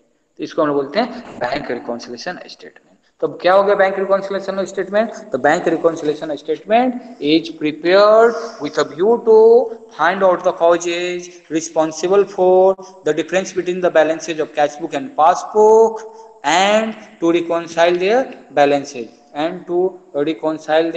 बैलेंसेज इसके लिए हम लोग बैंक रिकॉन्सिलिएशन स्टेटमेंट बनाते हैं।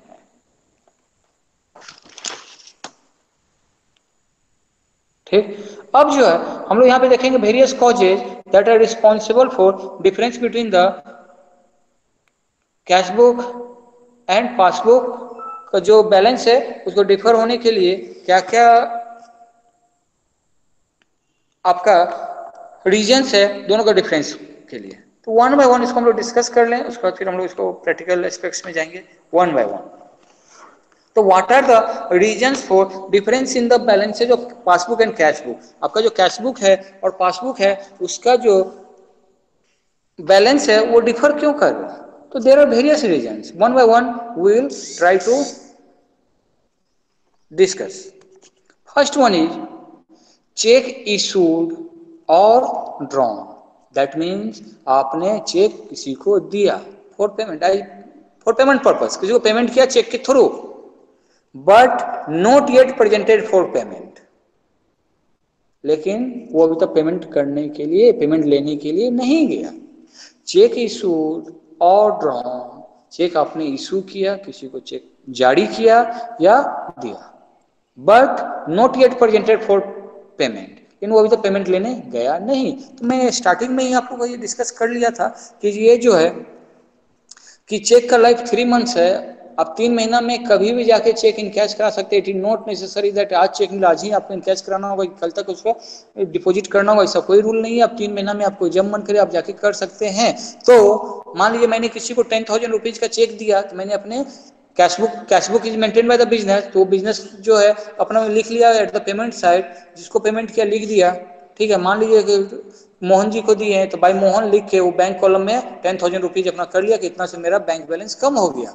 लेकिन आपका जो बैलेंस एज पर पासबुक या आपका बैंक में जो आपका जो बैंक बैलेंस है, that will not reduce when that person will go to the bank, जिसको आपने दिया, मोहन जी को आपने दिया चेक, तो मोहन जी जब जाएंगे वो इनकैश करने, तब उस दिन आपका वो बैलेंस कम होगा। तो इफेक्ट क्या हो गया कि आपका बैलेंस एज पर कैशबुक जो है वो कम हो गया, क्योंकि आपने यहाँ पेमेंट शो किया, तो आपका बैलेंस एज पर कैशबुक जो है वो कम हो गया, but balance as per passbook में वो आपका बढ़ा ही रह गया। मतलब मैं इसको दूसरे ढंग से यदि कह सकता हूँ कि आपका कैशबुक जो 10,000 से कम हो गया, और यदि वो ट्रांजेक्शन बैंक में कुछ हुआ ही नहीं, तभी भी आपका पासबुक जो है 10,000 से बढ़ा हुआ है। ठीक, तो ये आपका एक प्रॉब्लम हो सकता है कि आपने चेक दिया लेकिन जिसको दिया वो पेमेंट रिसीव करने नहीं गया। It might be possible that, क्योंकि चेक का जो है वो ये महीने बाद जाए, क्योंकि the life of the cheque is 3 month में वो कभी भी जा सकता है। तो ये महीने में आपका यदि वो नहीं गया, तो इस महीना के दिन हम लोग बैलेंसिंग करेंगे, तो ये ट्रांजेक्शन के लिए तो आपका कैशबुक जो है bank column as per cashbook जो 10,000 से कम शो होगा। तो उसमें देखेंगे कि यार मान लीजिए कि 1 लाख रुपया है और उसमें देखेंगे मैं तो 10,000 को उसको चेक दिया, तब उसमें बैलेंस हो गया 90,000, लेकिन बैंक में आपका अभी भी 1 लाख रुपया है, क्योंकि वो जो है पेमेंट रिसीव करने नहीं गया। So this may be one of the reason. तो चेक इशूड और drawn but not yet presented for payment, आपने चेक इशू किया लेकिन अभी तक वो प्रेजेंट नहीं हुआ चेक का इनकैश करने के लिए। Next, this was the first. The first one is check issued or drawn but not yet presented for payment. Cheque issue किया गया, ड्रॉन किया गया, लेकिन उसका अभी तक प्रेजेंट नहीं किया गया पेमेंट लेने के लिए। Now second point is cheque debited और डिपोजिटेड और पेड इनटू द बैंक। अब मानिए कोई जो आपके बिजनेस को कोई पेमेंट किया, तो आपको कोई चेक दिया, आपने क्या किया, वो चेक जाके अपना बैंक में डिपॉजिट कर लिया, बट नॉट येट कलेक्टेड और क्लियर्ड और क्रेडिटेड बाय द बैंक। लेकिन बैंक ने अभी तक उसको क्लियर नहीं किया, बैंक ने अभी तक उसको कलेक्ट नहीं किया, बैंक ने अभी तक उससे क्रेडिट आपके अकाउंट में नहीं किया। It might be possible that on 25th of May I have received a check, and on that day itself I have deposited that check into my bank. उसको मैं उसी दिन जाके जमा कर लिया। तो मैं जो ही मुझे चेक मिला, मैंने क्या किया, अपने कैश बुक में एंट्री किया, कैश बुक में बैंक कॉलम में एट द डेबिट साइड मैंने उसे लिख लिया। ठीक है, कि मैंने कुछ जिन्होंने श्याम ने चेक दिया तो टू श्याम, अपना बैंक कॉलम में जाके अपना इंक्रीज कर लिया। मैंने 50,000 का चेक है, मैं समझा कि मेरा बैंक में अब 50,000 रुपीज ज्यादा है, लेकिन बैंक ने अभी तक वो चेक क्लियर नहीं किया। It is a time taking process, it is not necessary that मैं आज चेक डिपॉजिट करूं आज ही मेरे अकाउंट में आ जाए, ये पॉसिबल नहीं है।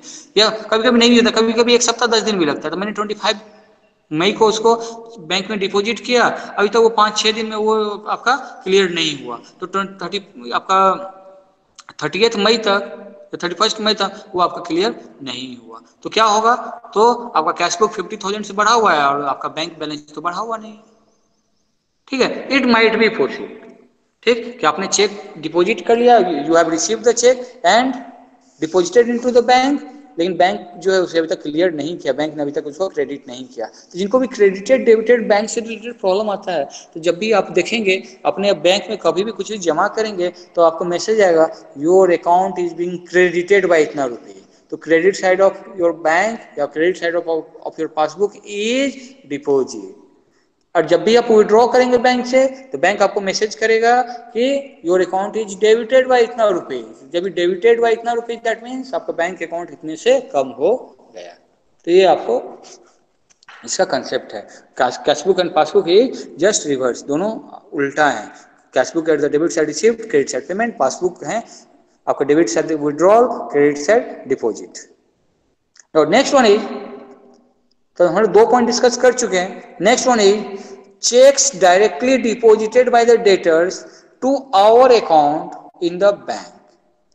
Checks directly deposited by the debtors to our account in the bank. It might be possible that कि आपने किन्हीं को गुड्स उधार में बेचा होगा, जो आपका डेटर होगा, वो आपका डेटर है, तो it might be possible that कि कभी वो जा रहा था कि आपका जहाँ पे बैंक अकाउंट है वो उसे जानता है, आपका बैंक में वो डायरेक्टली डिपॉजिट कर दिया सम अमाउंट, या चेक आपके बैंक में डायरेक्टली डिपॉजिट कर दिया, आपको बताया नहीं। तो it might be possible that checks directly deposited by the debtors to our account in the bank. तो ये पॉसिबल हो सकता है कि कोई डेटर जो है आपके बैंक में डायरेक्टली कोई अमाउंट जाके या चेक जाके डिपॉजिट कर दे। तो what will be the effect? तो वो तो बैंक में डायरेक्टली डिपॉजिट किया। अच्छा, हमेशा ये देखेंगे किसी के अकाउंट डिपॉजिट करने में कोई प्रॉब्लम नहीं है। आप कभी बोलेंगे कि मैं XYZ किसके अकाउंट में कर रहा हूँ, तो यू कैन इजीली। विड्रॉल में प्रॉब्लम है कि आपका है अकाउंट है कि नहीं, आपका सिग्नेचर ये वो मैच करना पड़ता है। लेकिन डिपॉजिट करने में कोई प्रॉब्लम नहीं, कोई किसी के अकाउंट में डिपॉजिट कर सकता है। ठीक, तो at the time of depositing तो आपका एक डेटर था जो कि डायरेक्टली आपके बैंक अकाउंट में डिपॉजिट कर दिया। इफेक्ट क्या होगा?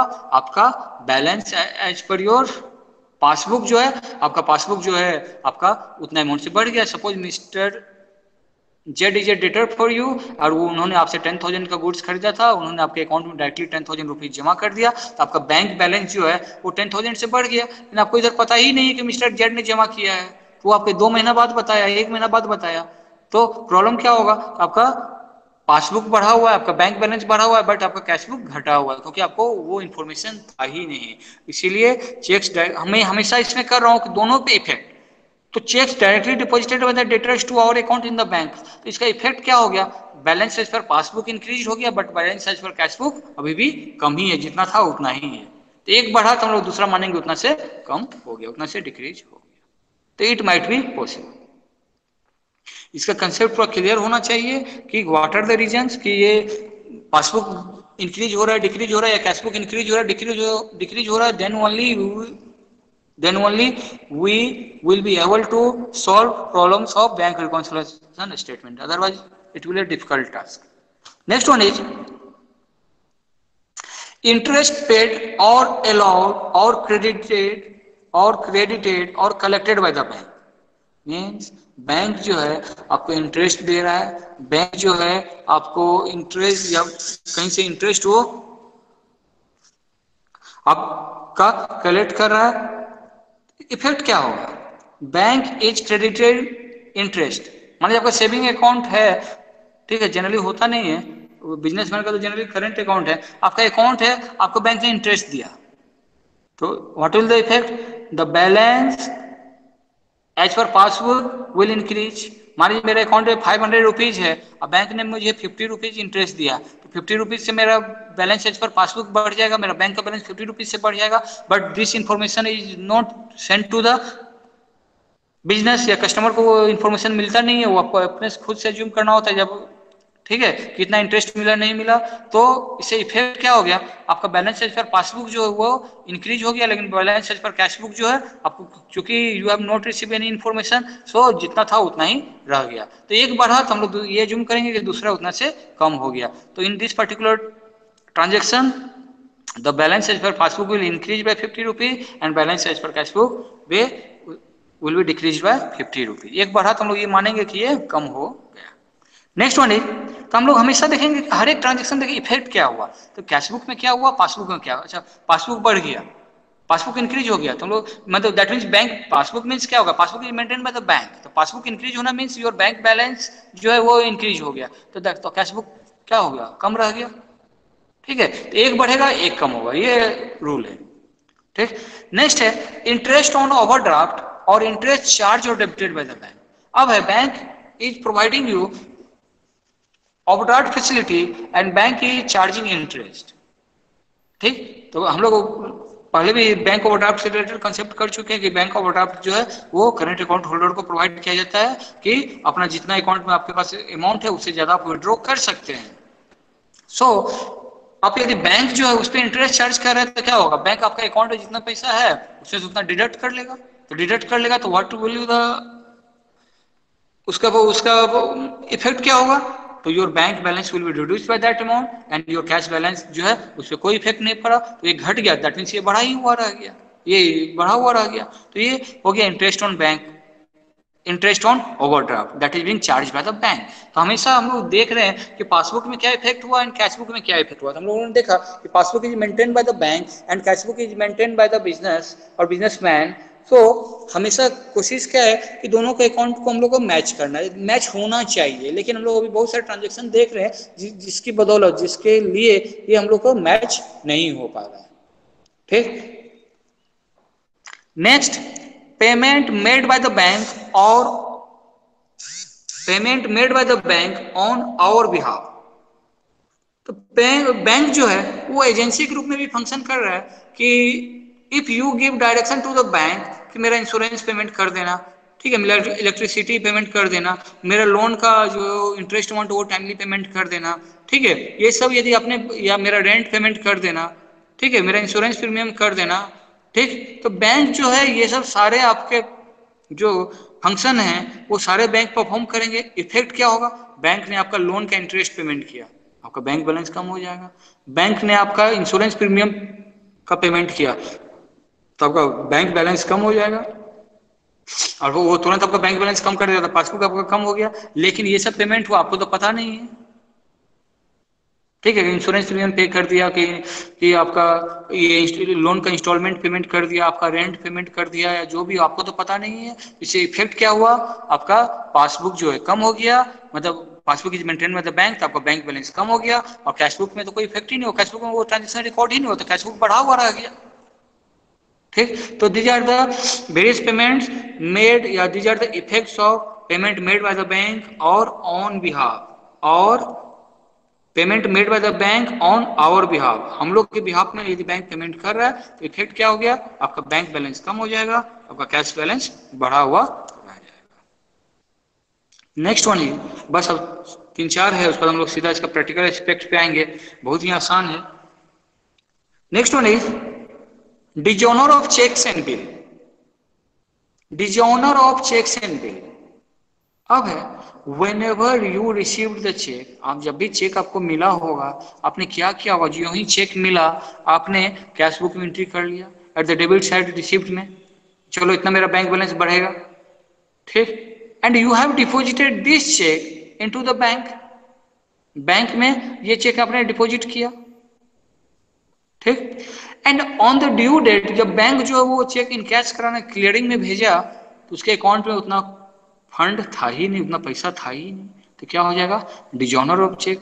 For example, suppose mister X has given me a cheque of 20,000 rupees, तो जो ही उन्होंने मुझे 20,000 रुपीज का चेक दिया, मैंने क्या किया, अपना कैश बुक के डेबिट साइड में बैंक कॉलम में जाके 20,000 अपना बढ़ा लिया कि मेरा bank balance will be increase bye 20,000 rupees, फिर जाके अपने बैंक में जाके वो चेक डिपॉजिट कर लिया, लेकिन वो चेक जो डिजोनर हो गया और आपको इसके बारे में कोई खबर नहीं है, तो आप तो सोच रहे मैं 20,000 बढ़ा, 20,000 मेरे अकाउंट में और है, मान लीजिए पहले से मेरे अकाउंट में 70,000 था, 20,000 का वो चेक है, तो आप सोच रहे मेरे अकाउंट में 90,000 है, बट इन रियल सेंस आपके बैंक अकाउंट में जो 70 था 70 है, 20,000 वो बैंक के पास जो चेक था वो क्लियर नहीं हो पाया, तो आपका बैलेंस एज पर पासबुक कम है, बैलेंस एज पर कैशबुक बढ़ा हुआ है। तो हर एक जो मैं वही ट्रांजेक्शन कर रहा हूँ, हर एक ट्रांजेक्शन से रिलेटेड आपको कैशबुक और पासबुक पे दोनों पे इफेक्ट देखना है, हर एक पे कैशबुक और पासबुक दोनों पे इफेक्ट देखना है कि कौन बढ़ा हुआ है कौन घटा हुआ है। ये यदि कंसेप्ट नहीं होगा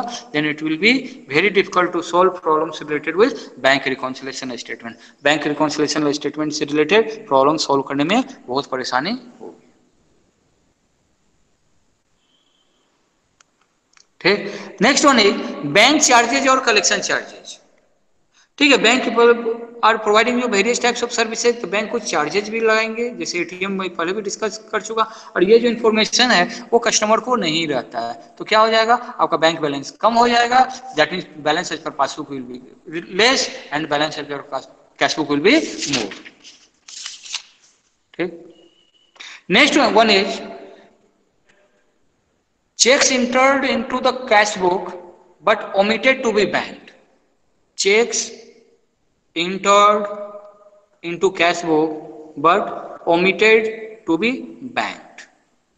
That means if you are receiving check from someone, वो चेक मिला आपको, आपने कैश बुक में उसका एंट्री किया, कैश बुक में उससे अपना जो ही चेक मिला तो आपने कैश बुक में उसको डेबिट में एंट्री कर दिया, बैंक का बैलेंस आपने इंक्रीज कर लिया कैश बुक का, लेकिन but omitted to be bank, आपने उसे ड्रॉर में रखा, ड्रॉर में उसे भूल गया, बैंक में आपने भेजना भूल गया, तो क्या होगा? Your cash balance will be increase and your passbook will be reduced. अब कैश बुक का तो कैश बुक आपका ज्यादा अमाउंट शो करेगा कि बैंक में ज्यादा अमाउंट है, तो लेकिन आपने तो बैंक में डिपॉजिट ही नहीं किया, तो पासबुक आपका कम रह गया इस ट्रांजैक्शन के लिए। Next one is checks paid into bank but omitted to be entered into the cash book. Checks paid into bank but omitted to be entered in the cash book. Checks paid into bank but omitted to be entered in the cash book.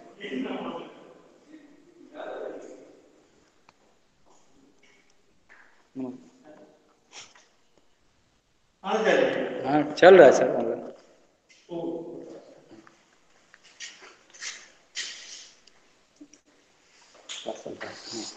तो submit हो गया कल? हाँ वो हो जाएगा। हाँ तो ये सब करेक्शन करना नहीं है, जहाँ तक आ ना जाए तो कुछ बोलना मुश्किल। जहाँ पे जो है हाँ हाँ हाँ।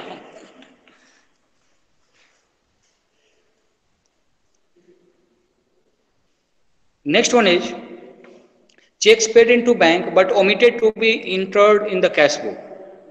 Checks paid into bank but omitted to be entered in the cash book. It might be possible that you have received a check. It might be possible that you have received the check. आपको कोई check मिला, आपने उसे cash book में entry करना भूल गए, अब सीधा उसे जाके बैंक में जाके डिपॉजिट कर लिए। Cheques paid into bank but omitted to be entered in the cash book. आपको चेक मिला, आपने चेक, मान लीजिए मैं कहीं जा रहा था, मैं बिजनेसमैन हूँ, किसी को मुझे पेमेंट करना था, उन्होंने मुझे चेक दिया, मैं सर चलो रास्ते में बैंक है मैं जाके डिपॉजिट कर देता हूँ, मैंने बैंक में डायरेक्टली उसे जाके डिपॉजिट कर दिया, मैंने डायरेक्टली उसे जाके डिपॉजिट कर दिया, और मैं घर आके भूल गया कि मतलब जो ऑफिस आके फिर भूल गया कि उसे अपना रिकॉर्ड भी करना है, कैश बुक में रिकॉर्ड भी मेंटेन करना है। So it might be possible that इस तरह का केस हो तो आपका इफेक्ट क्या होगा? तो आपने तो चेक बैंक में डिपॉजिट कर लिया, सो आपका जो पासबुक जो बैंक बैलेंस है वो तो इंक्रीज हो जाएगा, passbook will be increase, but your cash book जो है वो कम रह गया। तो cheque paid into bank but omitted to be entered into in the cash book. आपने चेक तो बैंक में जमा कर लिया तो आपको पासबुक इंक्रीज हो गया, इन कैश बुक घटा हुआ रह गया। Next, checks deposited into the bank but under credited bye the bank. Check deposited into the bank but under credited by the bank. Cheque जो आपने बैंक में डिपॉजिट किया but it is under credited. What is under credited? Suppose I have deposited a check of rupees 5,000 but by mistake bank has credited only 500 rupees. But bank has credited rupees 500 only. 500 only, मैंने 5,000 का check deposit किया bank में, तो effect क्या हुआ वो सोचिए। जो ही मुझे 5,000 का चेक मिला तो मैंने कैश बुक में तो अपना एंट्री कर लिया, कैश बुक में तो एंट्री कर लिया, क्या है receive cheque worth rupees 5,000 rupees, तो कैश बुक में एंट्री कर लिया, तो मेरा कैश बुक तो शो कर रहा है कि बैंक बैलेंस इतना है। फॉर एग्जाम्पल पहले मेरे पास 90,000 था, 5,000 का और मुझे चेक मिला, तो मुझे कैश बुक के अकॉर्डिंगली मुझे मेरा बैलेंस शो कर रहा है 95,000, ठीक। लेकिन बैंक में मैं वही चेक जमा किया, तो बैंक में वही चेक जमा किया, लेकिन बैंक जो है बाय मिस्टेक वो 5,000 की जगह 500 रुपीज ही क्रेडिट किया। तो मेरा जो बैलेंस एज पर पासबुक है वो 4,500 से अभी भी कम है, ठीक। तो मैं इफेक्ट यहाँ पे कर रहा हूँ कि क्या इफेक्ट हो रहा है balance as per cash book and balance as per passbook. पहले भी हम लोगों ने कहा balance as per cash book will maintain by the business and balance as per passbook, और passbook will maintain by the bank. Cash book maintain आप करेंगे और पासबुक जो है वो बैंक मेंटेन करेंगे। तो अभी हम लोगों ने बहुत सारे पॉइंट देखे जिसकी बदौलत balance as per cash book and balance as per passbook जो दोनों अलग अलग आएगा, दोनों डिफर करेंगे। Next and the last one है, उसका सीधा हम लोग एक प्रैक्टिकल कर लेंगे, तो आज का हम लोग बैंक रिकॉन्सिलेशन तक हम लोग पहुंच जाएंगे, कंप्लीट हो जाएगा। Next one is dividends and interest collected and credited bye the bank. Dividends and interest collected and credited bye the bank. अब है आजकल सारे में बोला जा रहा है कि अपना बैंक अकाउंट दीजिए, बैंक अकाउंट दीजिए, कि उसमें आपके अकाउंट में सीधा ट्रांसफर कर देगा। सपोज मेरे पास कोई कंपनी का शेयर्स है, ठीक, और कंपनी ने डिविडेंड डिक्लेयर किया, तो डिविडेंड जो डायरेक्ट मेरे बैंक अकाउंट में आएंगे। तो इफेक्ट क्या होगा वो मुझे पता नहीं कि कितना डिक्लेयर किया, कब आया नहीं आया, मुझे कुछ पता नहीं। मान लीजिए फॉर बाई चांस, तो इफेक्ट क्या हुआ कि मेरा बैंक बैलेंस बढ़ा, मेरा पासबुक बढ़ा हुआ रह जाएगा, और मेरा कैशबुक मुझे पता ही नहीं है, बिजनेस को पता ही नहीं है, तो उसमें रिकॉर्ड नहीं हुआ, तो कैशबुक घटा हुआ रह गया, तो कैशबुक घटा हुआ रह गया। सो हम लोग बहुत सारे ट्रांजेक्शन देखे कि वो transactions were the main reasons for difference in the balances of cashbook and passbook. वो कैशबुक और पासबुक का दोनों का डिफरेंस होने का मेन रीजंस, ये जो हम लोग अभी 8-10 पॉइंट हम लोग डिस्कस किए, those were the main points. So किन्हीं कोई पॉइंट में बैलेंसेज पर कैशबुक का बैलेंसेज और पासबुक जो है हम लोग हमेशा बोले दोनों मैच होना चाहिए, क्योंकि मैं कैशबुक मेंटेन कर रहा हूँ, वो बिजनेस कैशबुक मेंटेन कर रहा है, बिजनेसमैन कैशबुक मेंटेन कर रहा, तो चेक आया तो डेबिट में लिख दिया, चलो इतना का चेक आया, बैंक में जमा किया तो बैंक वो सोच रहा है कि बैंक में भी हो गया, ठीक है, लेकिन बैंक को हो सकता है कि वो क्लियरिंग में टाइम लगे, या आपने किसी को चेक इशू किया तो आपने पेमेंट में कर लिया कि चलो मेरा बैंक बैलेंस इतना से कम हो गया, लेकिन वो ये मंथ गया ही नहीं, 2 महीना बाद गया पेमेंट रिसीव करने के लिए। तो these were the various cases where the balances per cashbook and balances per passbook में डिफर, दोनों का डिफरेंस का ये मेन रीजंस है। किन्हीं को इसमें कुछ पूछना हो तो पूछ सकते हैं, यदि कोई पॉइंट में यदि उनको कुछ डाउट हो रहा है तो you are free to ask. यदि किन्हीं को यदि डाउट हो रहा है कि कोई समझने में कि बैलेंस शीट पर पासबुक और कैशबुक से, क्योंकि ये कंसेप्ट होगा तभी हम लोग इसका सॉल्यूशन कर पाएंगे, अदरवाइज ये बहुत डिफिकल्ट टास्क होगा। एनीवन? किन्हीं को कोई पॉइंट भी यदि समझ नहीं आया हो तो आप पूछिए। If anyone having any problem related with this topic आप पूछ सकते हैं। एनीवन? कोई पॉइंट ऐसा जो समझ में ना आया हो?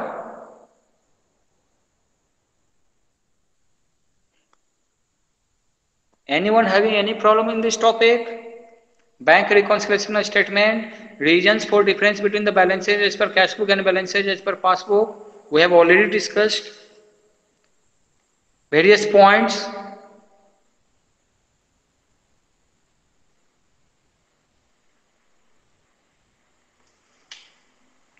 Now, we will try to solve one problem related with bank reconciliation statement. यदि आपका ये कंसेप्ट क्लियर है, then you can easily solve this.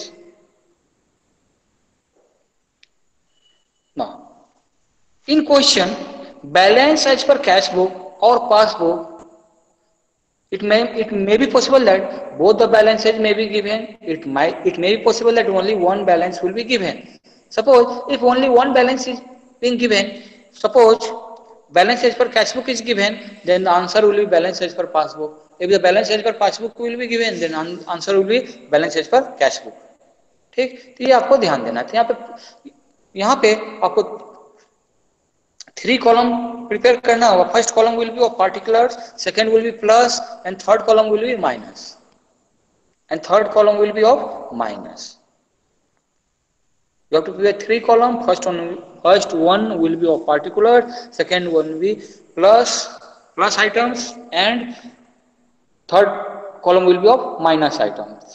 ठीक, तभी हम लोगों ने डिस्कस किया कि जो आपका बैलेंस दिया हुआ है, तो जिसका नहीं दिया हुआ है तो you have to find that answer. तो हमेशा if your balance as per cash book is given, the answer will be balance as per passbook. ठीक, अब जो आंसर निकालना है, मेरे लिए मैं एक सिंपल टेक्निक इसमें बता रहा हूँ. जो आंसर निकालना है उस पे इफेक्ट देखेंगे कि क्या हुआ.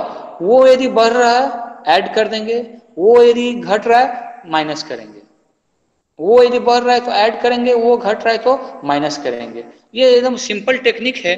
अब यदि टेक्निक समझ गए तो you can easily solve any bank reconciliation statement problems.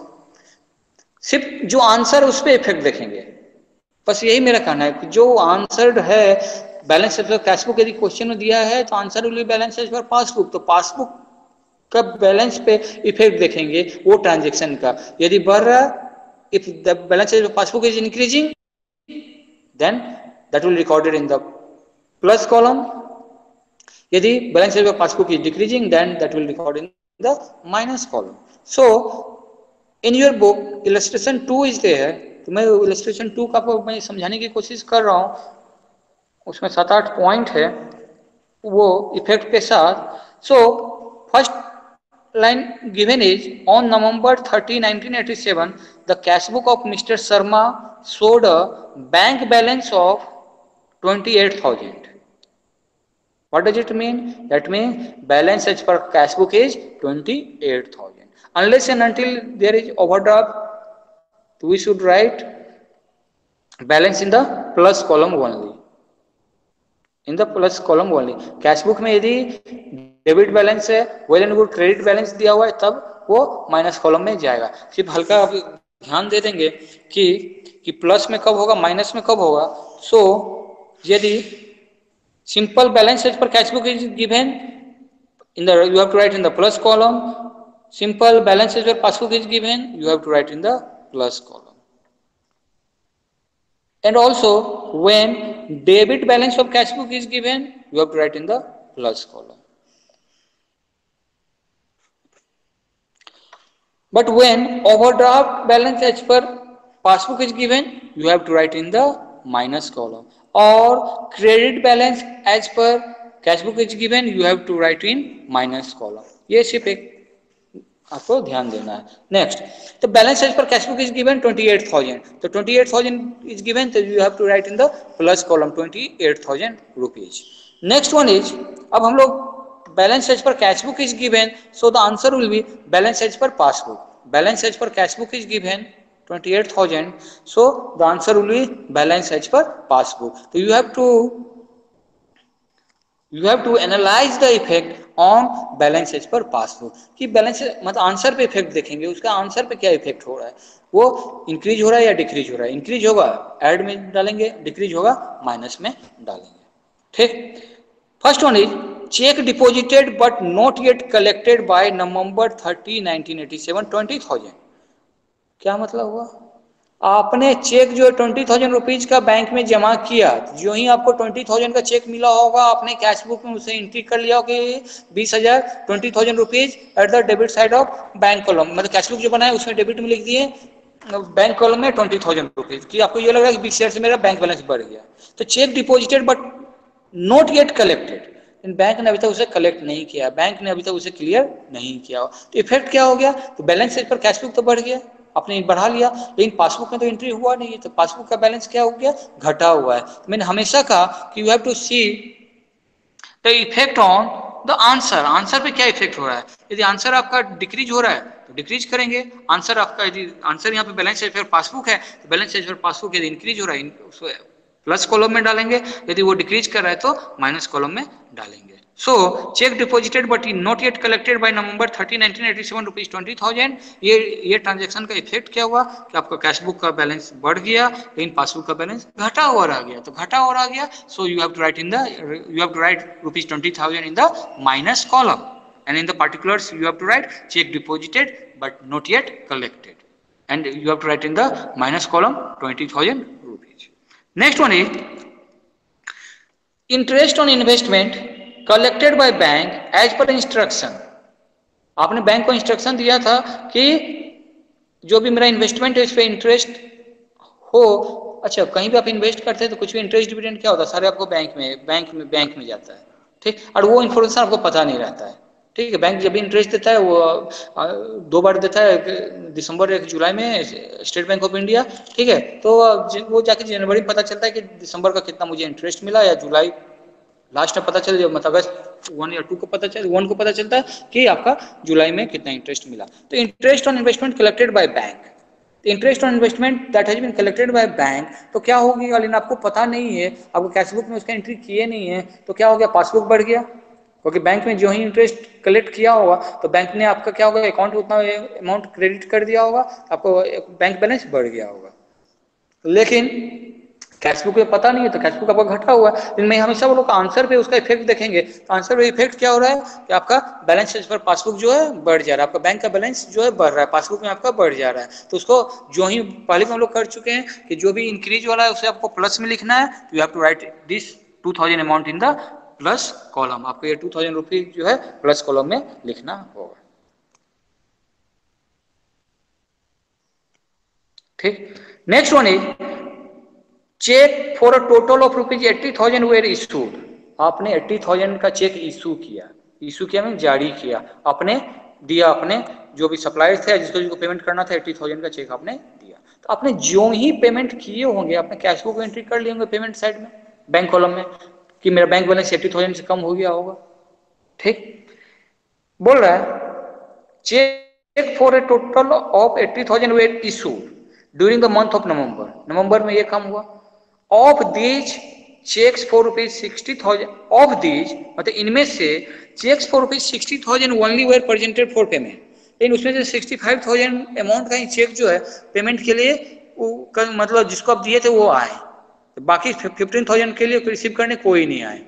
तो इफेक्ट क्या हो गया, आपने तो अपना कैश बुक को 80,000 से डिक्रीज कर लिया है, लेकिन आपका जो पासबुक जो है वो उसका उस पर क्या हो गया, पासबुक 65,000 ही वो पेमेंट हुआ। दैट मीन्स पासबुक में अभी भी 15,000 एक्स्ट्रा है।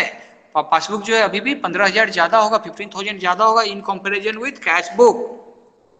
तो इफेक्ट क्या हो गया, as the passbook is more by 15,000 rupees, passbook में जो आपका बैंक बैलेंस है अभी 15,000 से ज्यादा है, तो हमेशा बोला गया कि पासबुक ज्यादा है तो that will recorded in the plus column, तो you have to record this 15,000 amount in the plus column. वो 15,000 आपको प्लस कॉलम में लिखना पड़ेगा। तो अभी तक हम लोगों ने जो किया तो प्लस कॉलम में 15,000 लिखे। Next one is the bank has made a direct payment of 1,000 towards insurance premium. अब बैंक जो है आपके इंस्ट्रक्शन के अनुसार उसने इंश्योरेंस प्रीमियम पे किया।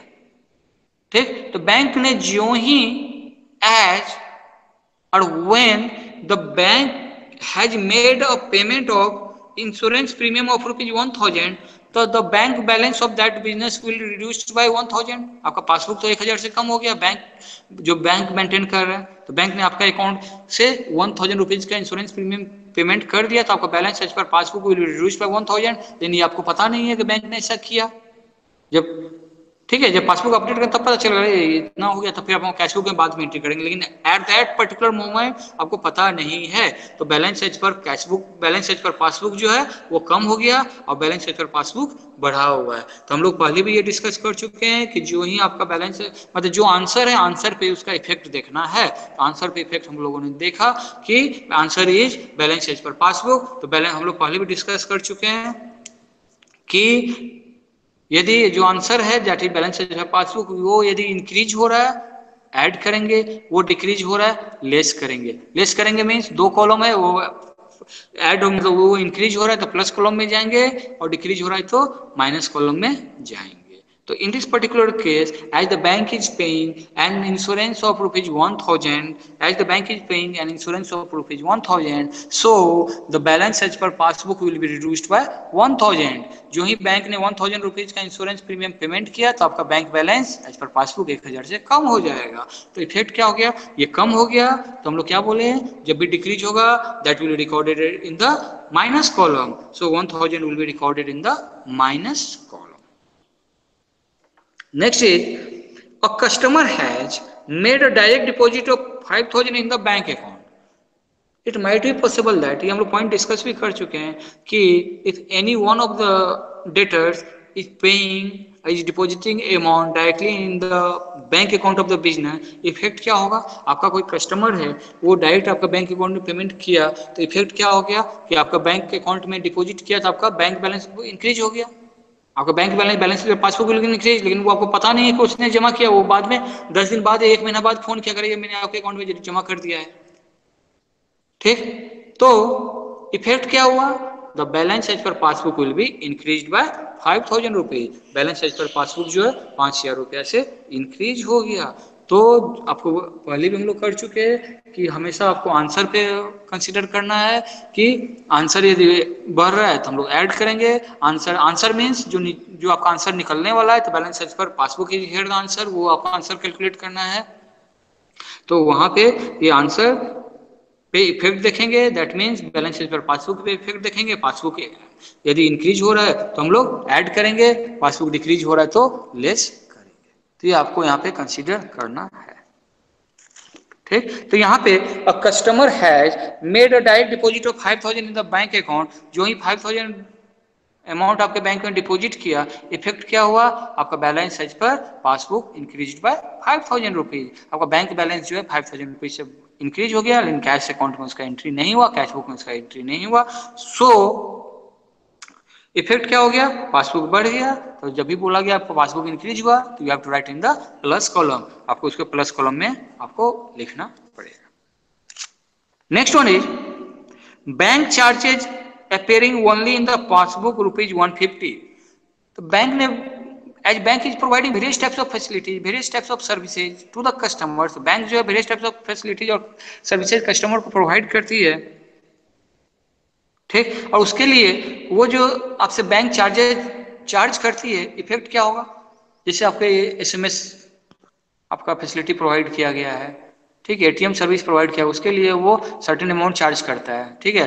फॉर ATM 99 या 100 रुपीज और फॉर SMS 40 और 50 रुपीज। तो क्या हो रहा है, ये हमें हर एक साल आपके अकाउंट से ये अमाउंट डिडक्ट होता है। तो ये आपको तो कैश बुक मेंटेन कर आपको तो पता नहीं है, लेकिन बैंक जो है अपना जो ही उसका समय होगा, जो ही उसका टाइम होगा, वो उतना अमाउंट डिडक्ट कर लेगा। तो इफेक्ट क्या हो गया, the balance as per passbook will be reduced by 150 rupees. Balance as per passbook जो है 150 रुपीज से कम हो जाएगा। So as the answer is balance as per passbook, उस पर इफेक्ट देखें बैलेंस एज पर पासबुक पे, तो 150 रुपीज से वो डिक्रीज हो गया। सो 150 rupees will be, we have to write 150 rupees in the minus column. 150 rupees आपका माइनस कॉलम में लिखना पड़ेगा। नेक्स्ट अब सिर्फ दो है। Next one is a debit of rupees 1000 in respect of dishonoured cheque appear in the passbook only. A debit of हम लोग पहले भी डिस्कस कर चुके हैं। तो क्या ये पासबुक का debit means withdrawn, credit means deposit. That means आपने कोई चेक उसमें चेक का कोई डिपॉजिट किए थे, ठीक, अब चेक डिपॉजिट किए थे और 2000 रुपीज का जो कि डिजॉनर्ड हो गया। तो हम लोग इसका पूरा इफेक्ट देखें, तो जो ही आपको चेक मिला होगा तो आपने उसे कैश बुक में एंट्री कर दिए होंगे, कैश बुक में बैंक कॉलम में एंट्री कर दिए होंगे 2000 रुपीज, ठीक। तो cash the balance as per cash book जो है बैंक कॉलम में वो आपका 2000 से इंक्रीज किया हुआ है, बट द जो चेक अपने बैंक में डिपॉजिट किया वो चेक डिजॉनर्ड हो गया। तो पासबुक तो बढ़ा नहीं, पासबुक तो घटा ही रह गया। So for this transaction balance as per passbook जो है that will be showing lesser balance by rupees 2000 rupees. तो बैलेंस एज पर पासबुक जो है वो 2000 रुपीज से आपका बैलेंस कम शो करेगा। सो हम लोग as we have already discussed, हम लोग we have to see the effect of all the transaction on the answer, and here the answer is balance as per passbook. तो passbook के effect देखें तो passbook is showing और lesser amount of rupees 2000। यहाँ passbook जो है कम amount show कर रहा है 2000 रुपया से। सो जब भी कम शो करेगा तो you have to show this item in the minus column. So you have to show this amount in minus column of the bank reconciliation statement. Next and the last one is a check of rupees 3000 deposited into bank was entered twice in the cash book. सोचिए इसका effect क्या हुआ होगा कि आपको एक cheque मिला 3000 rupees का, ठीक, आपने गलती से उसे 2 बार एंट्री कर लिया कैश बुक में। तो कैश बुक में कितना हो गया वो 6000, ठीक। आपको कोई सप्लायर ने, ठीक है, या आपको कोई डेटर्स ने, कोई कस्टमर ने आपको चेक दिया 3000 रुपीज का, बट बाय मिस्टेक आपने उसे 2 बार एंट्री कर लिया बाय मिस्टेक। तो जो 3000 आपको रिकॉर्ड करना था, you have recorded this amount as 6000, आपने उसे 6000 रिकॉर्ड कर लिया, ठीक। अब बैंक ने आपने वो चेक डिपॉजिट किया तो बैंक कितना कलेक्ट करेगा, बैंक कितना मतलब चेक में कितना अमाउंट लिखा हुआ है 3000, तो बैंक में मैक्सिमम कितना आपका क्रेडिट होगा, आपके अकाउंट में कितना क्रेडिट होगा 3000। तो यहाँ पे कोई डिफरेंस है between the balance as per cash book and balance as per passbook. तो आपका क्या होगा, balance as per cash book is increase by 3000 rupee. अब 3000 वहाँ balance as per cash book जो है वो एक्स्ट्रा इंक्रीज किया हुआ है, और balance as per passbook is issuing lesser balance by 3000 rupees. तो बैलेंस एज पर पासबुक जो 3000 से कम शो कर रहा था। जब भी आपको पहले ही बोला गया कि you have to see the effect on the answer, answer पे इफेक्ट देना था। यार बैलेंस एज पर पासबुक जो है वो 3000 से कम शो कर रहा है, तो जब भी कम शो करे, ठीक, तो क्या करना होगा आपको, उसको माइनस कॉलम में you have to write this amount, and after writing this plus and minus column you have to make balance, and the answer will be balance as per passbook, and the answer will be balance as per passbook. Okay, so if anybody having any problem, kahin pe bhi conceptual problem, if anybody having any problem on any topic which we have discussed today, bank reconciliation statement, cash book and various types of cash book, simple column cash book, double column cash book, 3 column cash book, anyone? No. So tomorrow will be the last class and we will try to complete final account, all the adjustment we will discuss tomorrow. So thank you for today. We will meet tomorrow at 10 AM. Thank you. Thank you, sir. Thank you, sir. Thank you.